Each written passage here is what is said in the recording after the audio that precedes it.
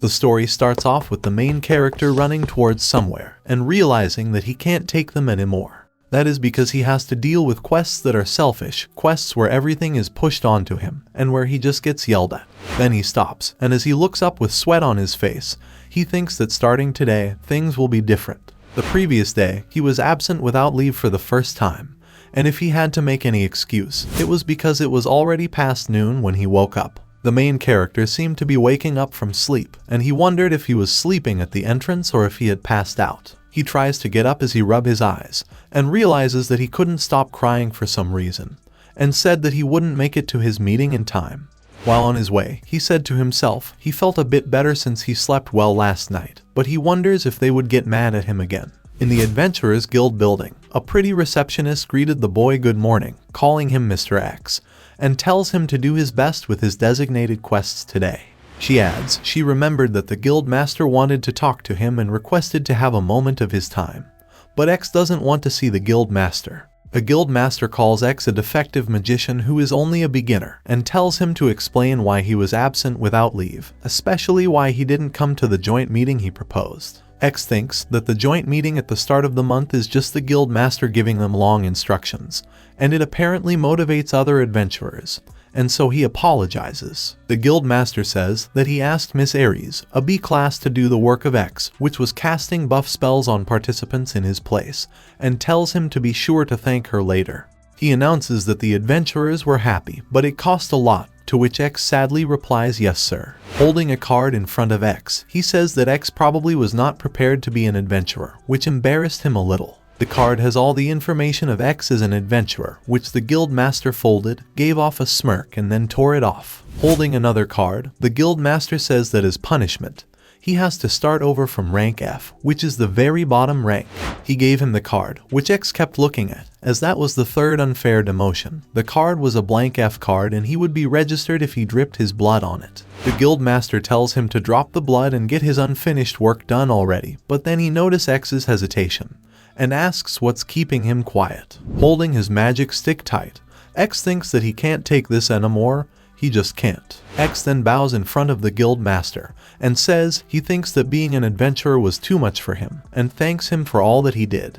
The guild master gets shocked to hear that and angrily asks why he is quitting and strongly tells him to think it over again. To which X thinks that he has never seen the guild master with that look, but decides to not care about it. But just then, he hears someone laughing from the distance. His name is Bartz, who is the leader of zombies, the most powerful clan. And then he asks X if he is finally quitting, and addresses him as a defective magician. Bartz announces thank goodness with relief, as with this, the standard of adventurers would go up. After all, people would look down on them if they were the same adventurer as X. X then begins to leave, but the receptionist calls him out nervously and tells him that he still has work left over and shows him a lot of requests. But X turns back and replies that he had already quit, so he wouldn't do the leftover work. Hearing that, the receptionist started to cry, to which X thinks that he is the one who wants to cry, and in fact, he did cry the previous day and wants to have a rest already. Meanwhile, Bartz comments that getting cocky when he is just an E class, who only did designated quests, it must have been nice brown-nosing people when he couldn't even use decent magic lining his pockets. He then calls X a defective bastard, and hearing all that, X thinks that they all just don't get it. Designated quest fees are 50% higher, so normally they pay well, but not for him. And yet he does the quests. Then the receptionist trembles and nervously requests him to at least complete the work from the feudal lord, the forest guards, and the formal guild master. X accepts her request and says that that will really be his last work, then asks about the quest descriptions and the reward out loud, thinking that he can't turn them down. She thanks him and explains that there are 3 quests that they need him to accept. Firstly, cleaning and caring for the feudal lord, which includes repairing his magic tools, then patrol and extermination operations in all areas from the forest guard. And lastly, cleaning the bar and maintaining facilities for a month, which is from the former guild master. She then smilingly says that the completion rewards for all of them are 7 small silver coins each, and upon hearing what she said, everyone becomes silent for a moment. The people present there have become very amused and start talking among them, saying that the quests are ridiculous and how little the rewards are and can't be turned down. X feels relief as he manages to let everyone know how ridiculously little his designated quest rewards are, even though he is an E-class adventurer. Outside the Adventurers Guild building, X says that this is the last time, and thinks that he has 3 more designated quests in total, until he quits being an adventurer. Firstly, cleaning and caring for the feudal lord, including repairing his tools. Afterwards, X calls out the ice ball and he puts it there and says that the magic update is complete. He says that's it for the ice house, since his ice can go a month without melting. He also thinks that he can't forget the light magic in all the rooms, and starts calling out the light ball. X thinks that this place sure is huge, and there are still lots of different things he has to do, but casting magic and moving around tires him out. He remembers that the Viscount told him to make it so that he could carry around the ice balls and wind balls. X then wonders about carrying around and what he should use as material, and then he decides to try the discarded scroll tubes. Finally, he is able to do it, and he feels relaxed as the scroll tube is as cool as it should have been. However, he wonders about the uneasy feeling he has, and his bad feeling comes true as Viscount Lardlick says that he has a great idea, which is to make 100 of those by tomorrow. X becomes irritated and thinks that he was relieved as he got the quest completed sign. They always say nothing but selfish things, and then X nervously says that he must refuse. The Viscount becomes irritated to hear that and asks what he said, calling him a defective sorcerer. He also says that it sounds like X was disobeying his order. X thinks that he can't do that anymore. He followed unreasonable demands for 5 years and he wonders when he will get some sleep, but he decides that he won't lie to his heart. In the meantime, the Viscount says that surely what he heard from X can't be right, but X announces that he won't change what he said. He becomes furious and calls him a bastard, a commoner, and he dares to defy a nobleman like him. He adds that X better has a good reason for this. Viscount yells that if the work is half-assed, then he will have him executed, which makes X more nervous. X realizes that the Viscount thinks that he will get what he wants if he threatens him, as Viscount says that he is benevolent, and will give him a chance to apologize and take back what X said. But to the Viscount's surprise, X tells him that he doesn't want to work anymore. X then feels a big relief because he finally managed to told him off. Then he notices that the Viscount is trying to say something, but he is shaking, to which X calls him his lord and asks if he is alright. The Viscount starts shouting at him. He keeps criticizing and threatening him that he will double the work of X next time.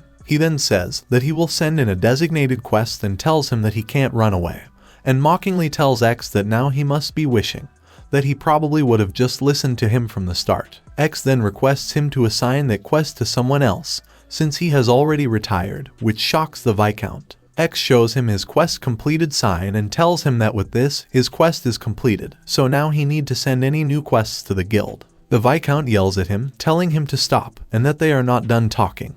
But X replies that he is though and goes away. He then starts his second quest, which is the Forest Guards Patrol and Extermination operations. Walking in the forest, X seems to be tired.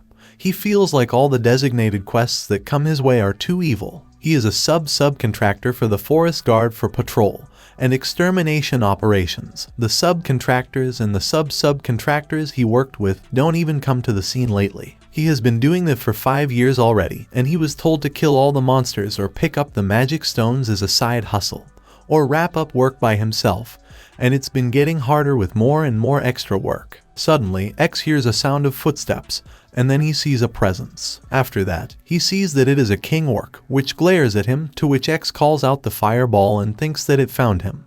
But he was faster. A very small fireball comes out, which limps toward the orc and slaps his face a little, which makes it amused. X says that maybe the orc thought there was no need to dodge a flame like that. But suddenly, the orc catches flame around his neck and the flame keeps intensifying, as the special characteristic of X's magic is extension. He says that his flames don't go out, the extermination is completed, and thinks that he has gotten stronger too. Suddenly, he flinches and finds out that a shadow wolf has bitten him, as he let his guard down. X angrily asks why him, and screams at it to get away, as he then stuns the wolf using electric shock. The wolf lets him go, and X fell to the ground. He thinks that his electric shock didn't miss, but it dug deeper because it was already biting him. The wolf then manages to escape, but X says that it can't escape from his thunderbolt, as the cracking sound still persists. At the Adventurer Guild building, he seems distressed as his belly is flabby from all the mana potions.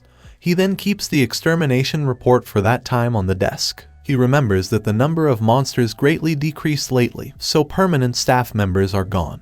His work is also over as of that day, and then he thanks for these 5 years. X wonders about the great decrease of monsters and how they defeated them. But putting the thought aside, he thinks that more importantly, he is going to sleep in for sure that day. The next day, he wakes up and says that he has accomplished his goal of getting some sleep. And after looking at his clothes, he wonders what he should do about his pants that got bitten and torn. Maybe he will try stitching them with the lucky needle Ruka gave him, as he doesn't have spares after all. After he is finished, he says that he had to cut it short since they got all messed up, and decides to buy new ones when he is done. The final quest, cleaning the bar and maintaining facilities for a month, which is from the guild master.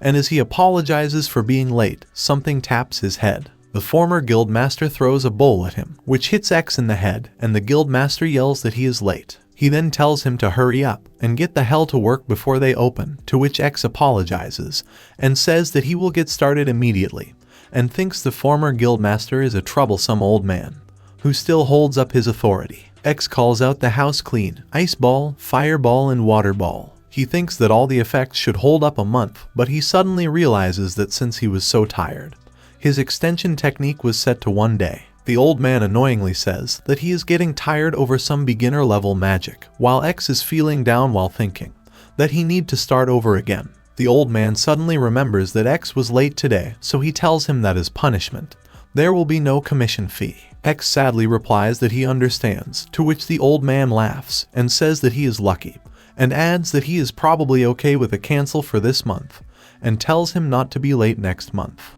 At first, X wonders about being okay with cancel, but then he becomes overjoyed and agrees with him, saying that cancel is fine. He thinks that he doesn't have to start over, while the old man says that he will write down failed on the request form, but is confused by X's happy reaction. At the Adventurers Guild, he tells the receptionist that he is done with the 3 request forms. The receptionist replies that she has checked them, and then thanks X, to which he happily says yes, and thanks her for everything. He narrates the chains that bound him were shattered. Finally, his crappy slave life is over. Being an adventurer is crap, as now, he screams with joy that he is free. And so, began his days of not working. Then the next day, X stretches his hand while saying that it's a great morning, and wonders what he should do, as he has both time and money. He is extremely happy, and thinks that freedom is wonderful. X narrates that he is a sorcerer who can't use anything but beginner-level magic. But like in flames that don't go out, or ice that doesn't melt for a month, his magic has extension. He sighs, and says that the reason he has money is because he had no time off or energy to go shopping. But he suddenly notices a smell, and says that he smells something nice coming from that way, and wonders where it is. He then gets happy to see a kebab stand, and thinks that he will start off by spending on snacks for the first time in his life, as he orders one and thinks that he will act on instinct and eat till he drops. Meanwhile, Viscount Lardlick yells that ignorant fool, getting so full of himself and declining his quest, when he can't even use anything but basic magic.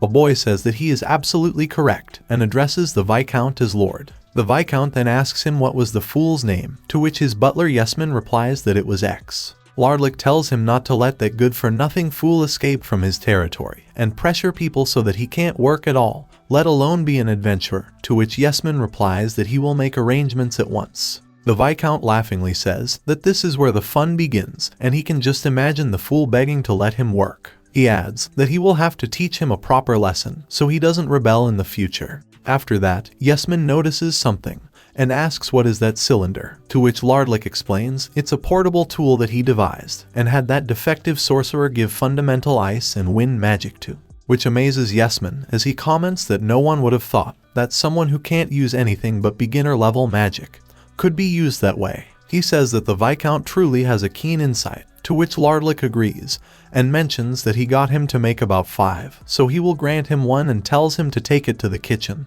to which Yesman thanks him. Lardlick adds that he planned to have him make about 200, but that useless bastard escaped. Suddenly, Yesman remembers something about the kitchen, to which Lardlick asks what it is. He says that the water from the water jug in the kitchen has stopped, and asks what they should do, since X who made it ran away. Lardlick sighs, and tells him that he can just get a different sorcerer for that kind of thing. A magic tool is also fine if it's cheap, to which Yesman nervously agrees. But he wonders if anyone would do a better job than X. Meanwhile, X takes a bite into a greasy-looking meat, and wonders about the last time he had something this tasty, and is very glad that he quit. After that, he questions what he should do as he feels heavy.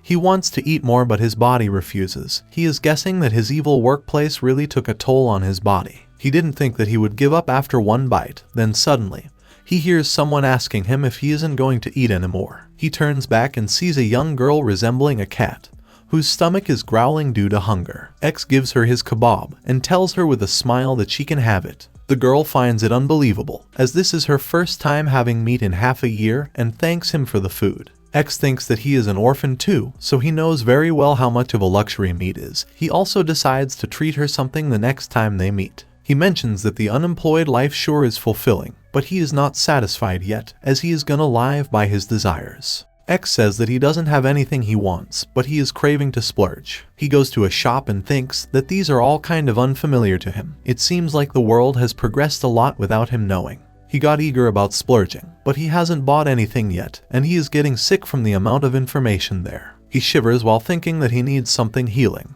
And then suddenly, he sees a product which says Good Night Sleep Slime Pillow, which tells him to check out the feel. X feels a strong attraction towards the pillow, so he squishes it and gets a shocking sensation. X happily screams with joy and asks if this is heaven. He says that he is very happy. He wants to take it home and will never let it go anymore, but then gets interrupted by someone. A lady asks if he is X, to which X scaredly thinks that she saw him. The lady laughs and says that it is really him, to which X replies that his hand just slipped. She smirks and tells him that there is no need to hide it, and since he is a guy too, she asks how her daughter sounds. Her melons will surely grow like hers, and adds that it was worth stocking up, since it looks like he liked it. X tells her to not get the wrong idea. He was just checking the quality, but since he touched it with dirty hands, he'll have to buy it. But the lady laughs and lies to him that this one is a sample, so she can sell it, which makes him disappointed. She then goes near him and says that if X wants, he can check Auntie's quality as well, to which he instantly refuses. But just then, the lady remembers something, and requests X to fix their bath so they can use it again. They have been troubled because even when she sent in a designated quest, no one accepted it at all. X realizes that because of the unreasonable quests from people with power, he became unable to accept quests from decent people.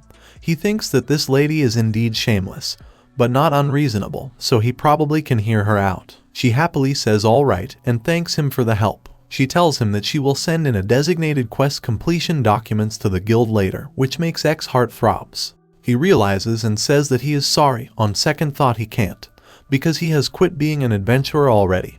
He decided that he won't work anymore. Meanwhile, at the Viscount's residence, Yesman wonders why the water jar broke. This is strange as all he did was use magic like he ordered. He recalls telling a high-rank magician that what he asked for was not to break the jar with water ball, but to make spring water for a year like X did. The magician becomes shocked to hear that and asks Yesman if he is mad because such abnormal magic doesn't exist. Yesman realizes that X's magic was special, but he can't imagine life without a convenient water jar anymore. So he decides that he'll bring one of X's water jars that are still active from another room and bear with that.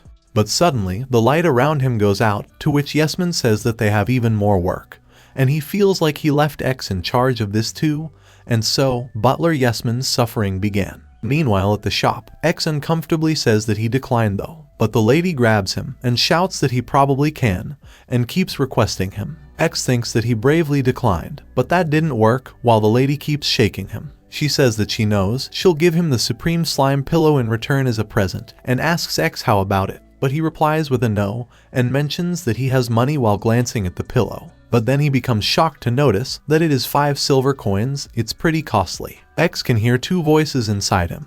The angelic voice says that this thing is free for work that he can finish in 5 minutes, and wonders that if he can do it. But the devil shouts no, and says to not worry about it. He will never work. He is unemployed and invincible. The lady tells X that if he doesn't fix their bath, she might end up accidentally telling people about earlier, to which X thinks that he can't have that. She adds that it's a popular product, so they have a waiting list for it, though she could shift the order if it's for a friend, to which X frustratedly thinks that if he declines, his turn's never gonna come around. He really wants the slime pillow, and thinks that this is for a friend and for the pillow, and convinces himself that this isn't work. He nervously says he guesses that he has no choice if it's a friend's request, to which the lady screams with joy, and asks him if he wants to be his son-in-law. She adds that her daughter likes her too, and if he wants, she will give him her baby too.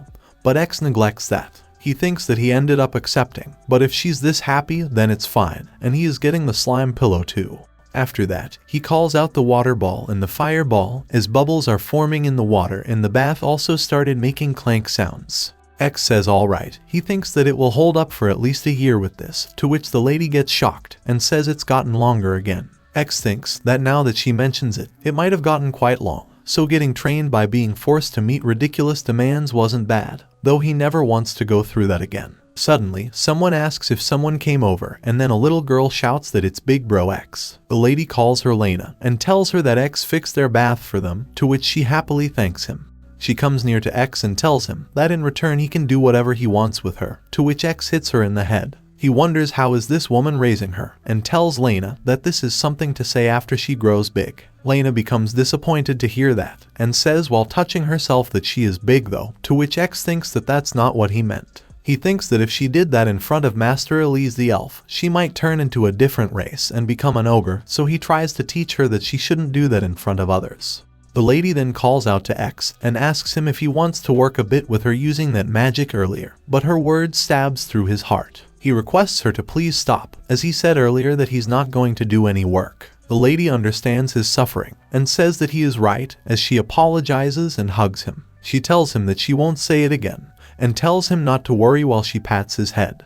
Lena also comes to him and tells him to not worry with a smile on her face. X smiles seeing her and thinks that he kind of feels warm and fuzzy on the inside. He then screams with joy and thanks them while saying that he is all right now. The lady then gives him the pillow and thanks him for today. She adds that if anything troubles him, he shouldn't worry by himself and talk to her. They are friends after all.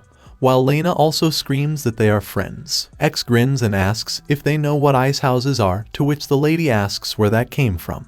Because if she remembers correctly, they're probably expensive magic tools that nobles use. And then a chill ice ball rolls on the floor, while X says that that's an ice ball which doesn't melt for a year, and tells them to consider it a bonus. They become delighted to hear that, to which the lady screams out X, and Lena yells that Big Bro X is hers. Meanwhile, a young girl is seen holding a plushy bear and asks why X is not coming.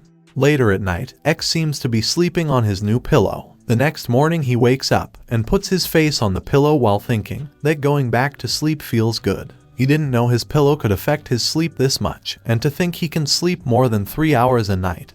He is very glad he quit the Adventurers Guild. But suddenly he sits up and remembers that he is hungry. In the diner, the waitress says it's good to see X there. She then asks if it is the usual and gives him the slime meal that tastes bad, but can be eaten right away.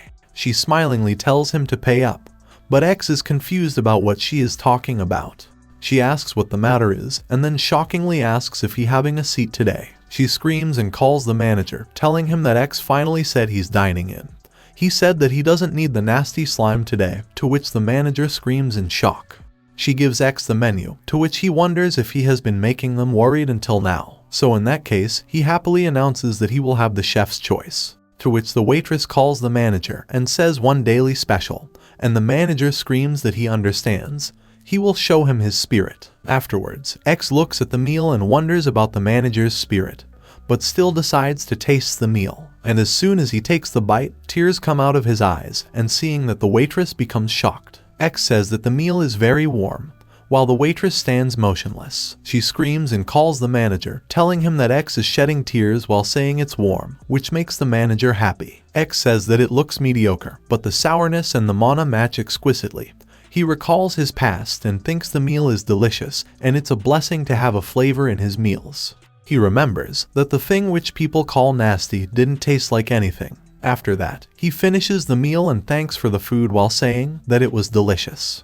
The waitress asks if he is a bit more free now, and adds that Big Sis was worried about him, which embarrassed X. He then happily reveals that he actually quit working, to which the girl gets surprised. She then asks him if he wants to work there, and says that she will introduce him to everyone, they should work together. But X replies that he appreciates the thought, but he doesn't want to work anymore, to which she thinks that's too bad. Outside, X decides to go for a walk to work off his meal, and then go home, but suddenly, he feels a change in his magic. He can't stand up because of the pain, and a woman there notices that. She dashes towards X while calling him a young boy and asks what is wrong and if he is okay. X thinks that she smells nice and then apologizes for surprising her and mentions that his buff magic wore off. That's all, it happens all the time. He calls out Support 1, which simultaneously activates beginner level magic, which seems like they'll have buff effects. It's his original doping magic, although the effects are all just +1. He then happily announces that he is all better and apologizes for making her worry,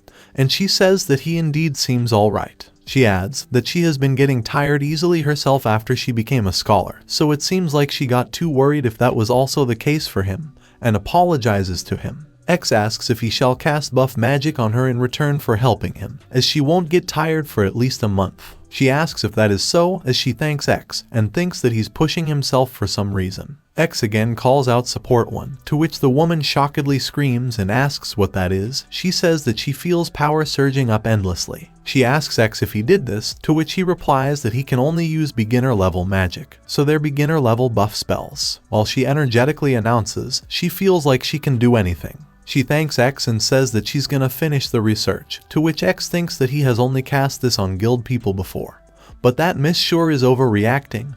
Also, she won't get tired for a month, so she doesn't have to hurry. In the Adventurers Guild, someone is laughing and saying another big haul. Bart says that bonus time is sweet, and his clan member says that he is absolutely right. He needs to be wise to be an adventurer. Bart puts a huge bag of loot on the table, and as Stones rolls out of it, he asks for the appraisal, to which the receptionist says okay and checks the stones. But suddenly, she becomes shocked and tells them that it's another amazing month. This giant magic stone is renowned. It's King Orc, the devouring king of carnal desire, and the rest are 8 shadow wolves and 15 orcs. The receptionist asks how in the world they defeated them, to which Bart nervously replies that it's a secret. He thinks that because they picked up the magic stones of the monsters that someone in the forest guard defeated, and thanks the unidentified super strong person. He says that he made too much money this month, they should get drinking already, while his clan member says that she is tired, so she'll kindly refuse. Bart feels disappointed hearing that, and asks if she doesn't feel good either. One of them says that he has been somewhat tired lately as well. She doesn't feel the endless power surging up, and he replies that she is absolutely right. At the same time, the guild master listens to them and says maybe it would be better to have that defective magician's buffs, and asks the receptionist if she got a moment.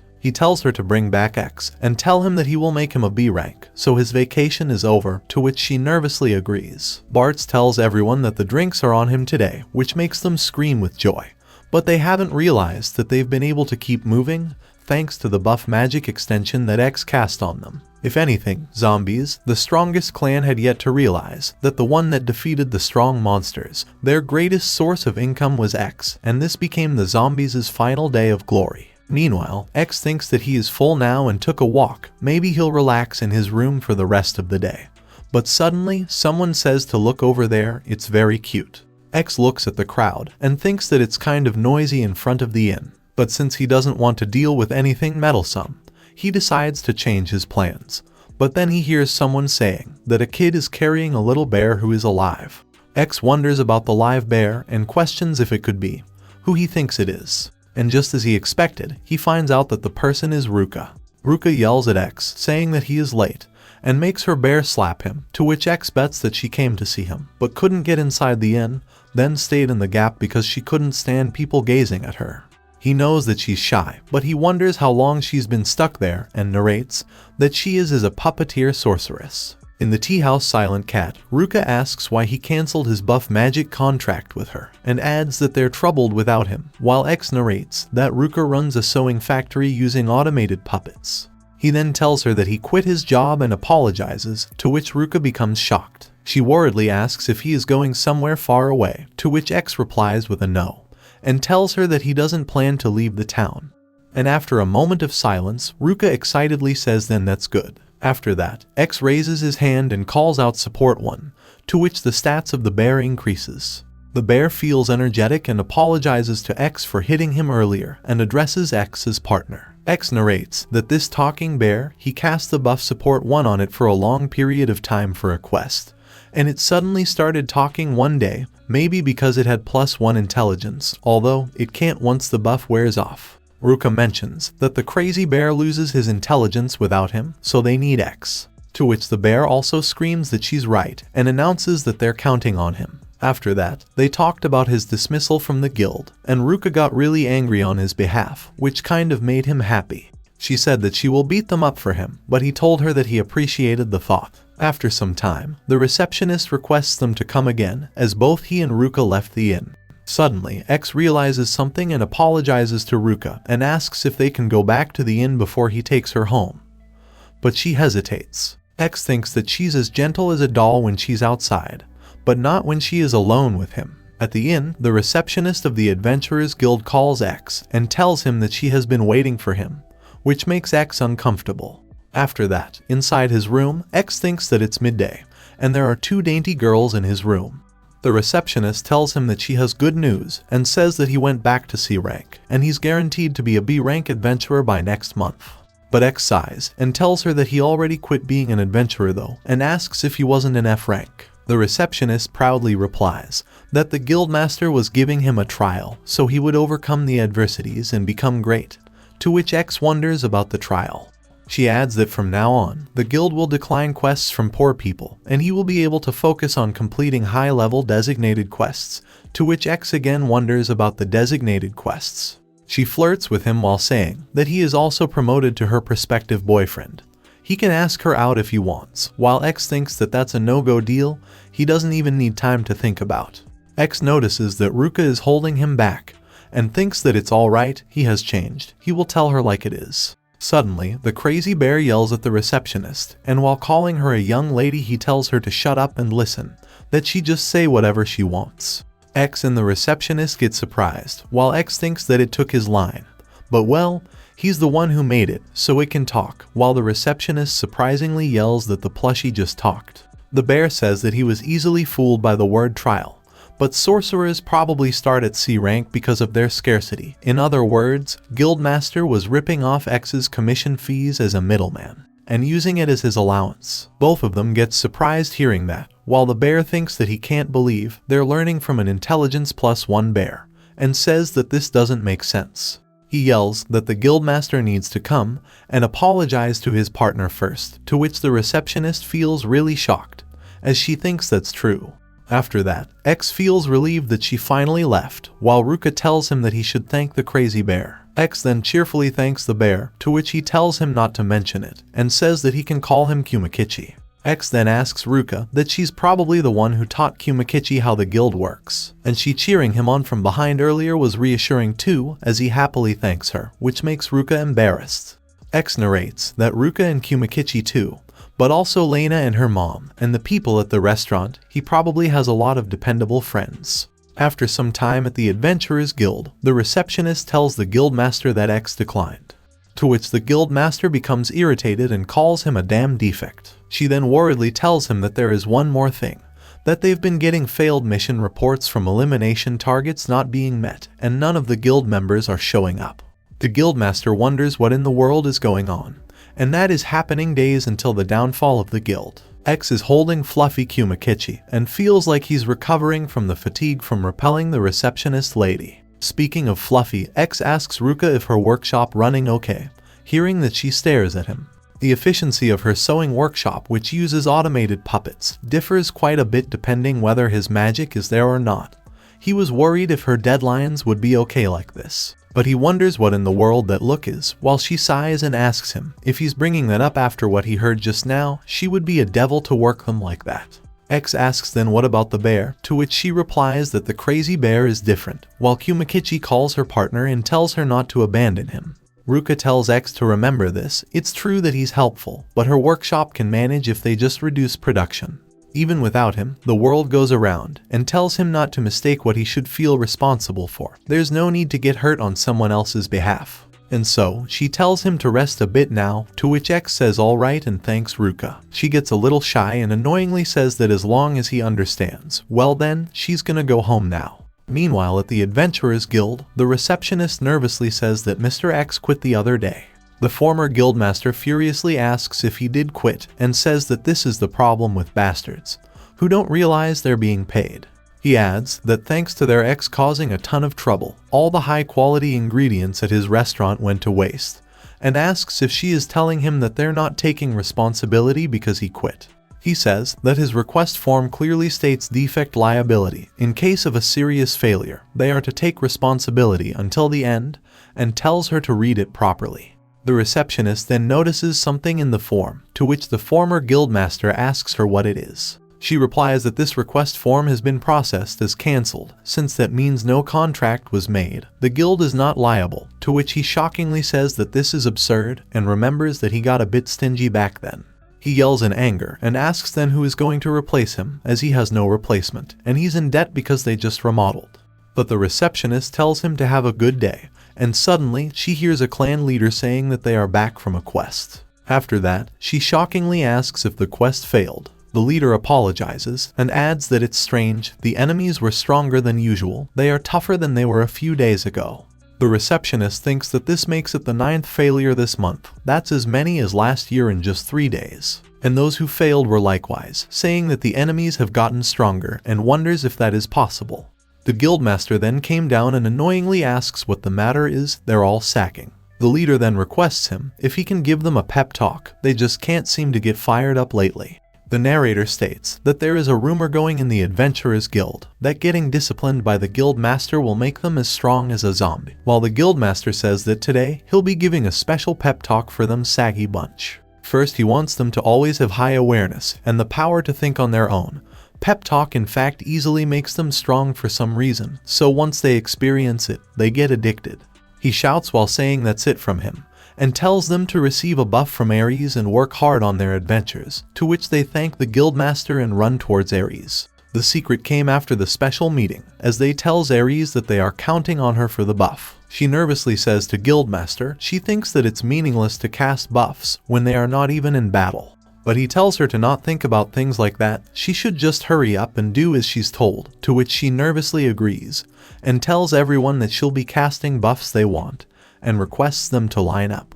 Ares says to an adventurer named Mara of the Barrage Attacks, who is in S rank, that it's probably mana +1 for her, and casts the spell. Mara smiles and appreciates her hard work, while Ares thinks that this is Mara, the most powerful sorceress who fires strong basic magic in rapid succession with little mana. The other adventurer screams with joy, and tells Ares to hurry and buff him up. Ares happily asks what buff he would like, and thinks that this is rough. After some time, she requests the next in line to come forward, but suddenly the adventurer shockingly says that their buff already wore off. Others also says that same there, and asks what in the world is happening. Ares hears someone asking that if she is an inferior magician, which shocks her. She asks what they are talking about, and adds that buff magic only lasts 10 minutes. But Mara informs her that X's buff lasted at least a month, which shocks Ares even more. Mara arrogantly glares at Ares, and says that without buff magic, she is screwed. She adds that in exchange for making things super efficient, she has the mana capacity of a child,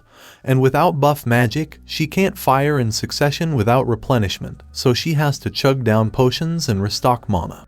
Other adventurers screams that she is right, without the buffs, they can't work like they used to. But Ares replies that this is impossible. She has been specializing in magic for years, and she swears that buff magic only lasts 10 minutes at most.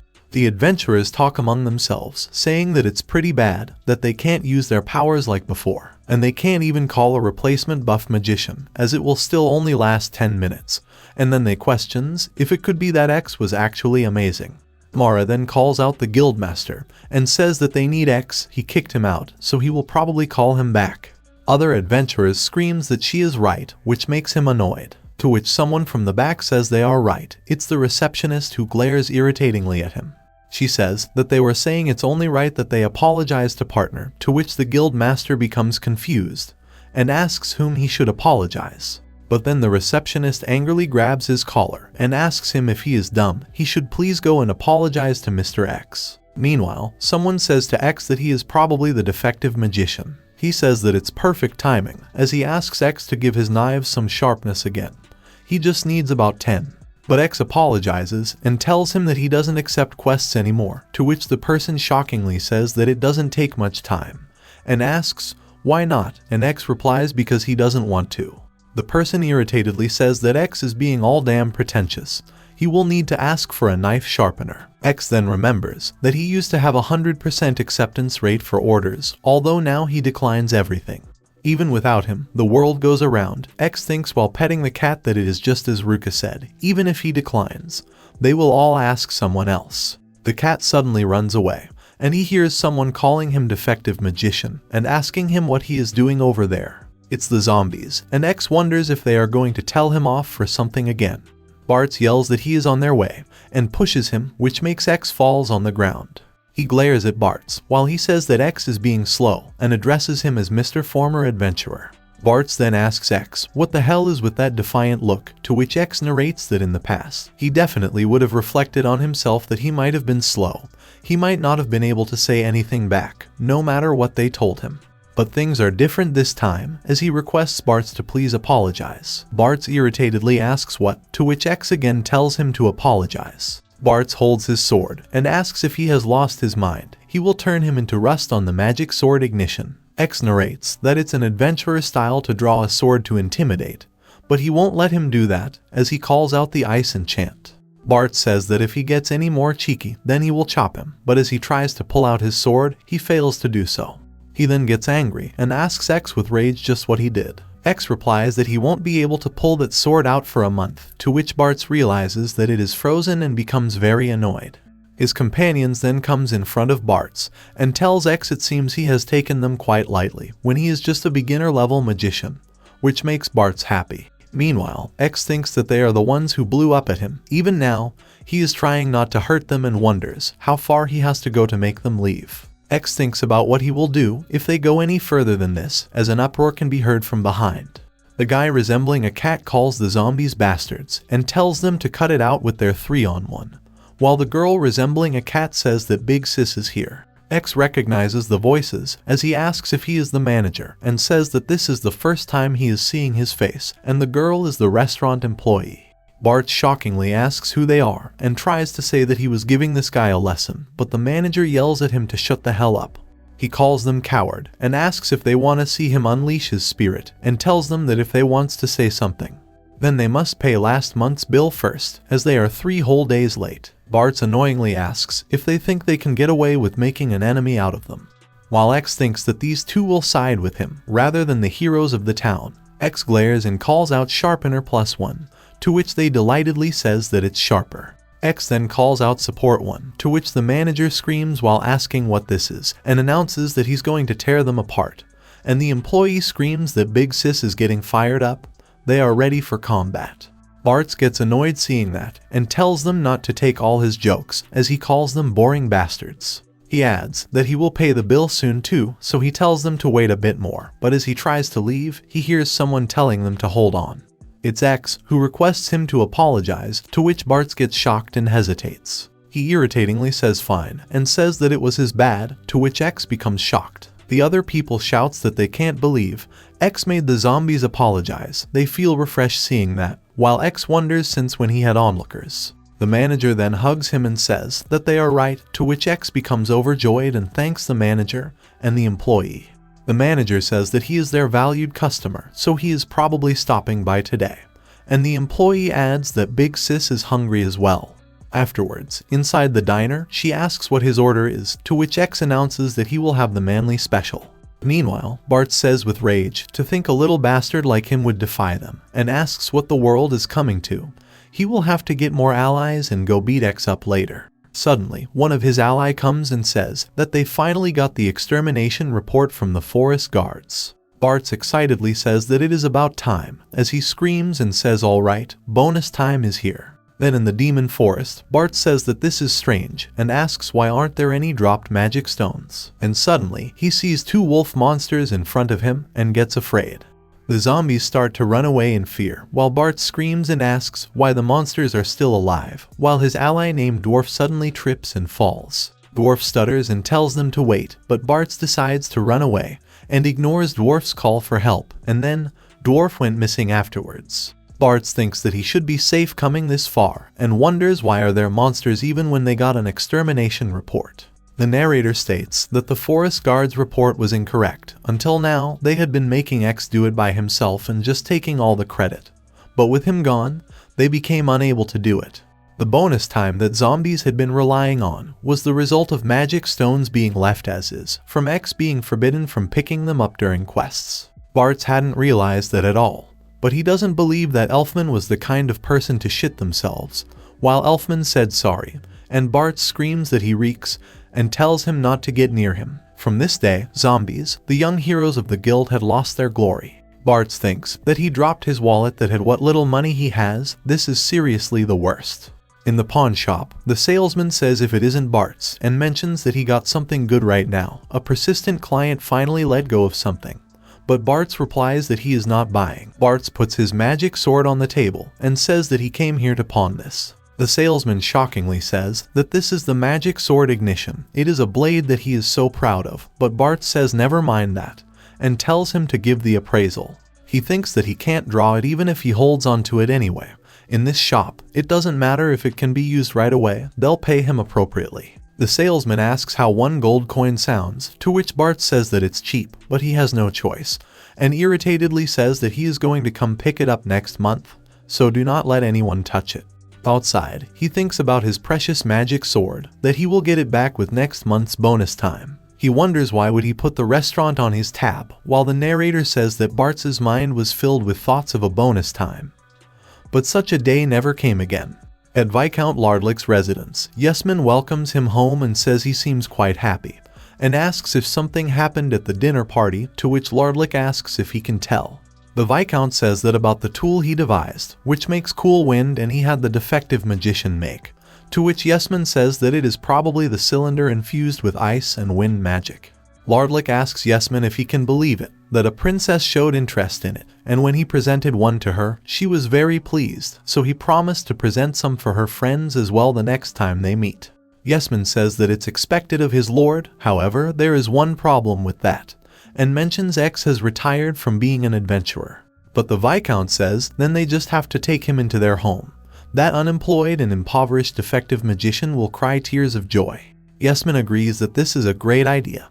He will try reaching out to him at once. They will start off by getting him to make 200 cylinders that produce cool wind as his first job. The Viscount laughs and says that he can already see himself as an elite nobleman, which makes Yesman happy. But after the Viscount leaves, Yesman sighs while saying that he got through it somehow. After all, no one but X can reproduce the magic light that went out earlier. Still his head hurts, and then a maid calls him from behind. He asks what the matter is, to which the head maid replies that the ice in ice house number 7, the largest one, has melted. She would like to have it replenished, and asks when it will be ready. But Yesman tells her to dispose of everything in ice house 7, to which she tells him that it would be a waste, and asks if he could call for a replacement magician.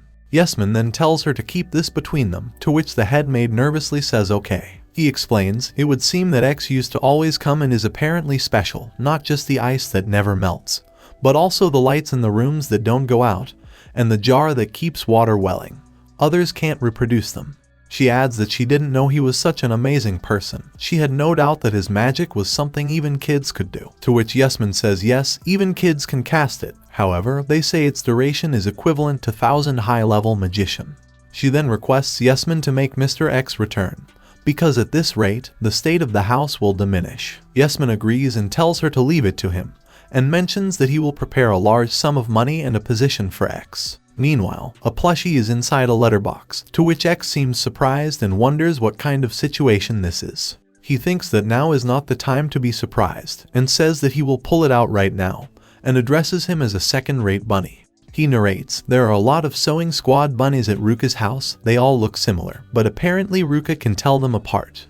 X remembers that Ruka said she could get by somehow even without buffs, but he's already kind of suspicious, as X has arrived at Ruka's workshop.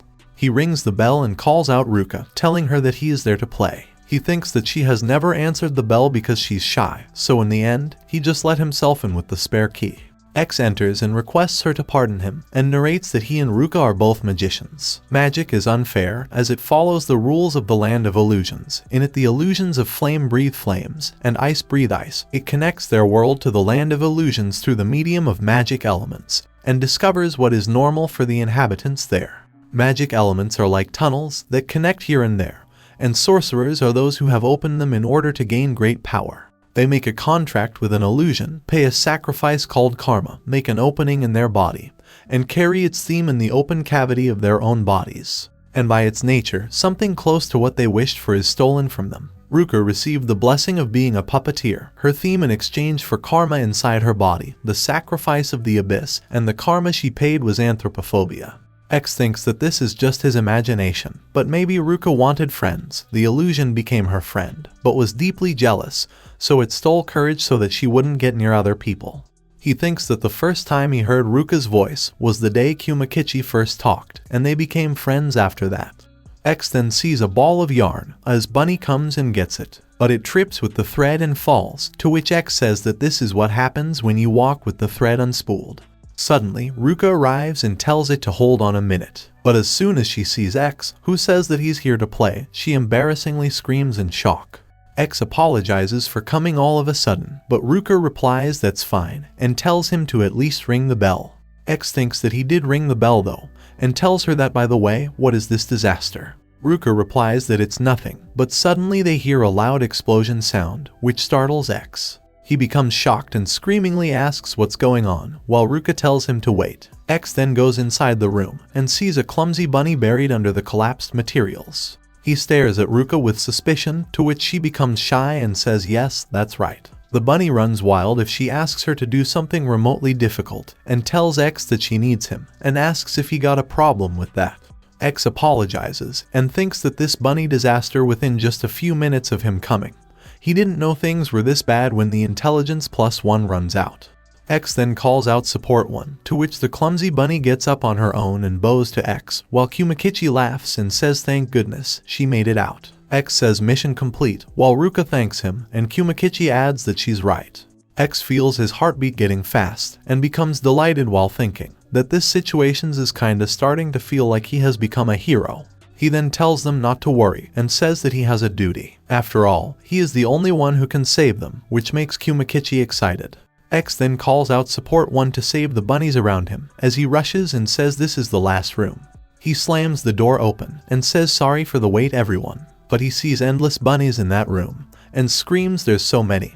He really might not want to work after all. He nervously thinks that they are coming together and screams that he has no choice. Suddenly, Ruka hugs him from behind, which makes him falls on the ground, and he thinks that he can't believe that he couldn't even stop a little kid like her. He asks Ruka what was that for, to which Ruka calls his name and angrily screams that she had enough. She asks if he was listening to her. These girls don't run wild if you don't make them do hard things. If he wants to work, she will let him work as much as he wants. But this isn't it, so rest properly. X blushingly apologizes and thinks that he got in a bit weird mood. After serving him tea, Ruka asks him if he has calmed down, to which he replies with a yes. She then tells him that here's your reward of 1 large silver coin for earlier. She tells him to accept it, to which X says that he will and thanks her. She says that it's tough dropping his standard of living once it goes up. She ends up asking them to do difficult things like she did just a while back. She then stares at him and says that his magic's just too convenient. Ruka asks if he's even listening, as she tosses a biscuit at him, which X catches with his mouth. She delightedly says wow, and thinks that he caught it with his mouth right away. She says that here's an extra reward, and tells him to accept this too, to which X screams at her to wait. He failed to catch this time, to which she nervously apologizes, and X says geez in frustration. He tries to feed the biscuit to Ruka, and tells her that she shouldn't play with her food. With the biscuit in her mouth, Ruka blushes in embarrassment, while X calls her a good girl. Meanwhile, someone calls Grand Chamberlain, and says that the report has been compiled, to which he says good work, and then sees the report where the information of X has been gathered. He questions the rank expunged, defective magician, and asks what this is, and if this information is true, to which the person replies that this is correct. This magic tool that was presented to the princess at the dinner party. Cool wind keeps coming out even though there's no magic stone. He wonders if this is a terrifying message, telling him to use it as a weapon for the military. And as he looks at X's wish that he doesn't want to work anymore, he adds that the sorcerer who made this, what in the world he is thinking, and then he hears someone laughing. He becomes alert and finds out it's the princess, as he asks her when did she arrive there, to which the princess calls him Gramps, and says that worrying isn't going to solve anything. She suggests that they should go and ask the person himself, Then the next day, Kumakichi wakes up Ruka and tells her that it is morning. Ruka opens her eyes and wishes the crazy bear good morning, and tells the second-rate bunnies to make her some black tea while she gets dressed. She thinks that she is not going outside today either, so this will do. But then she remembers X visiting her yesterday to play with her. So she dresses up with the best dresses she has, and Kumakichi screams that it suits her for the first one, stylish for the second one, and electrifying for the last one. She then picks him up and asks which one was good, to which he answers that they all looked good, so he can't decide, which makes her pleased. She adds that speaking of, X talked a lot about cats too, but Kumakichi tells her that that's straying a bit too far, as the narrator states, that X didn't particularly come over that day, and by the time she finished getting dressed, the black tea had gotten cold. Meanwhile, X thinks that the weather's kind of unpleasant today, and as he hears someone knocking the door, he wonders who that is. X then opens the door and is shocked to see the guildmaster and the receptionist. Earlier, the receptionist was hoping that X is in his room, as she remembers that she couldn't convince him to return as an adventurer last time. But this time, the guildmaster also made sure to come, and if he apologizes, Mr. X should forgive them. Meanwhile, the guildmaster thinks that damn X, giving him a hassle, but well it's fine, as he recalls talking with Yesman, where he told him that X quit because of the Viscount's unreasonable demands. Yesman said that he understood, and requested him to tell X that there would be a special reward of 10 gold coins for that work, and that they would also offer him an exclusive contract with great benefits. The guildmaster asked just 10 gold coins, and if he thinks that X would come back with that attitude of his, to which Yesman said that very well, then an exclusive contract with 100 gold coins, and asked how that sounded, which shocked the guildmaster. He said though he's wary of them, so he might not be convinced, and asked if he could intervene, as he'll be fine with a reward of 5 gold coins, and thinks that this is bigger catch than he imagined. Yesman accepted those conditions, but in exchange, failure would not be tolerated, to which the guildmaster told him to not worry. Then at present, he grins while thinking that those 105 gold coins are all his. X says to them that he already quit, and there's nothing to talk about, so he requests them to go home, to which the guildmaster becomes annoyed, and thinks that the damn defective magician.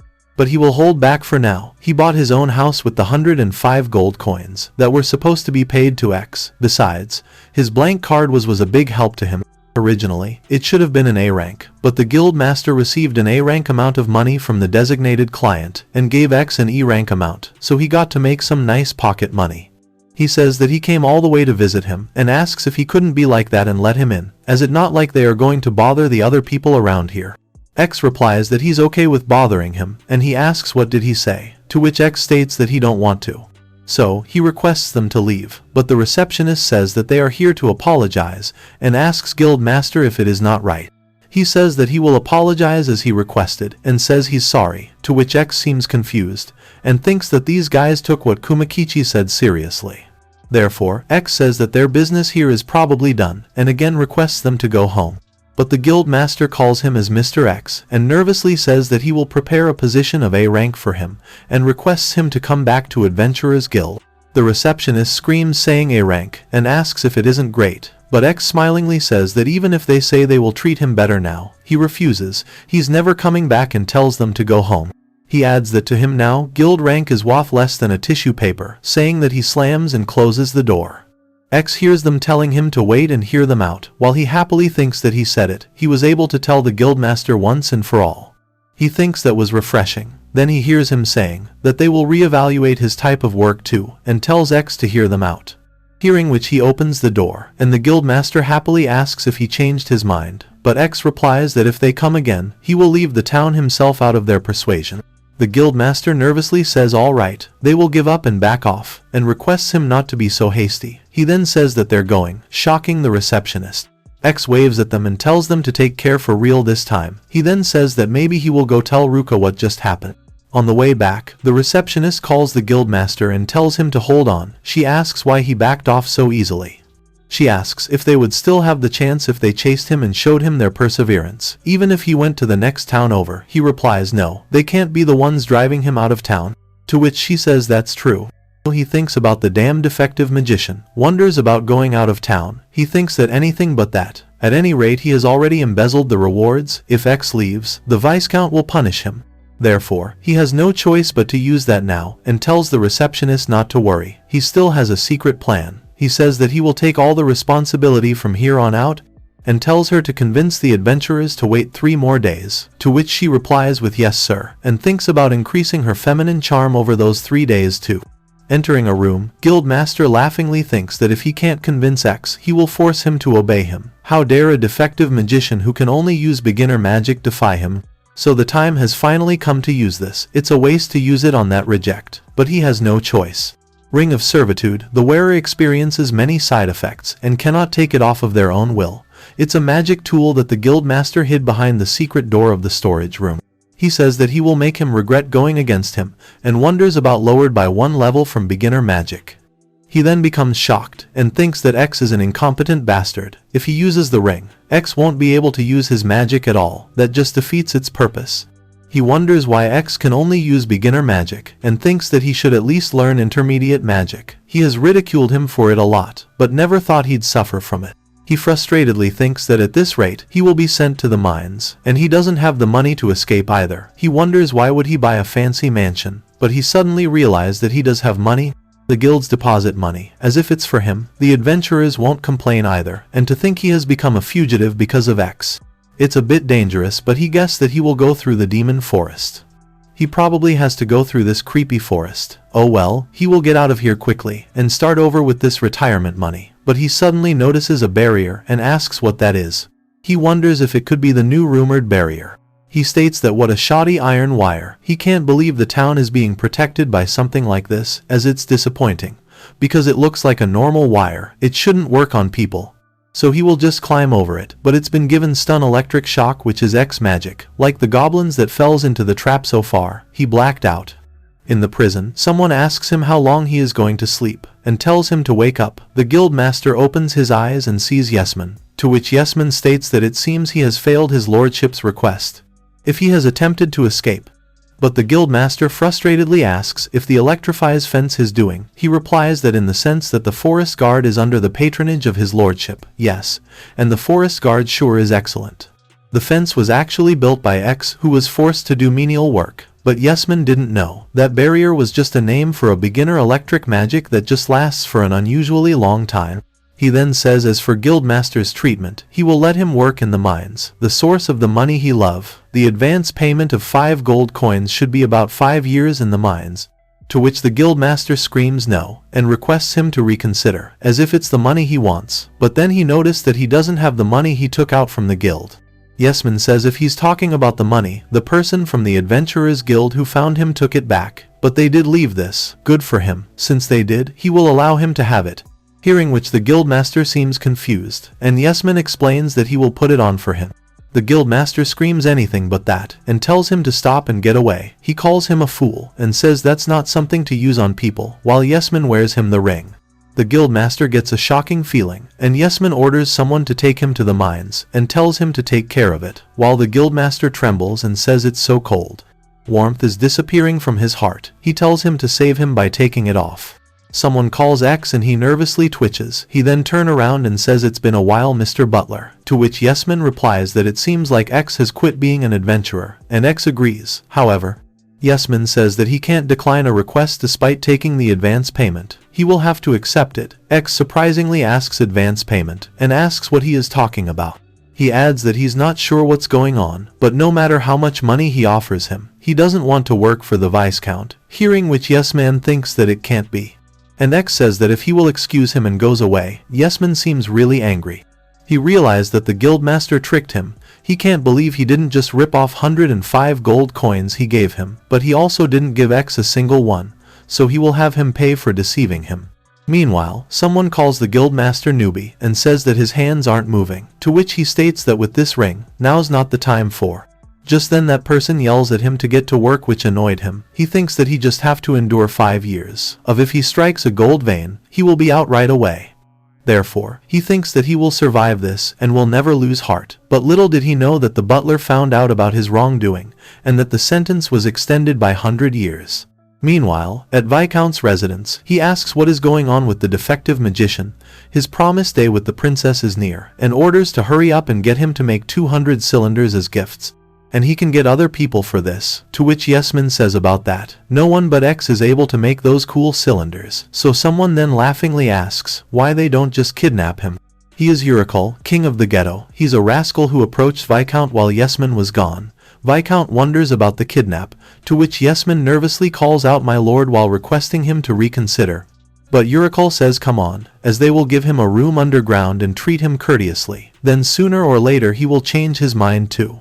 Hearing which Viscount grins and says that he understands, while Yesman wonders if he will actually do it, and Viscount says not bad. With plebeians, it will work out somehow in the end. However, kidnapping is bad for their reputation, and happily says that they will set up a honey trap.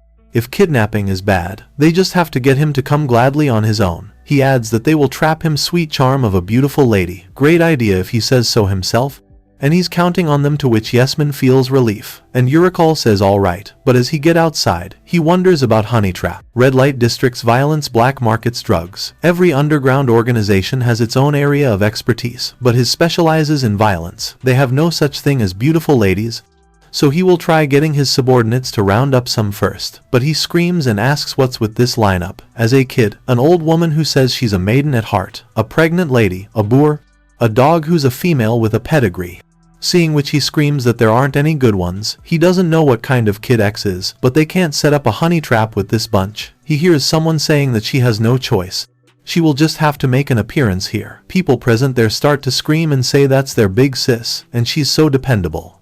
She says to Urikul that just this once, whoops, he's the only one she loves after all. Hearing which he thinks that's his lover and she's so dependable. She's such a nice lady, it's no wonder he fell for her.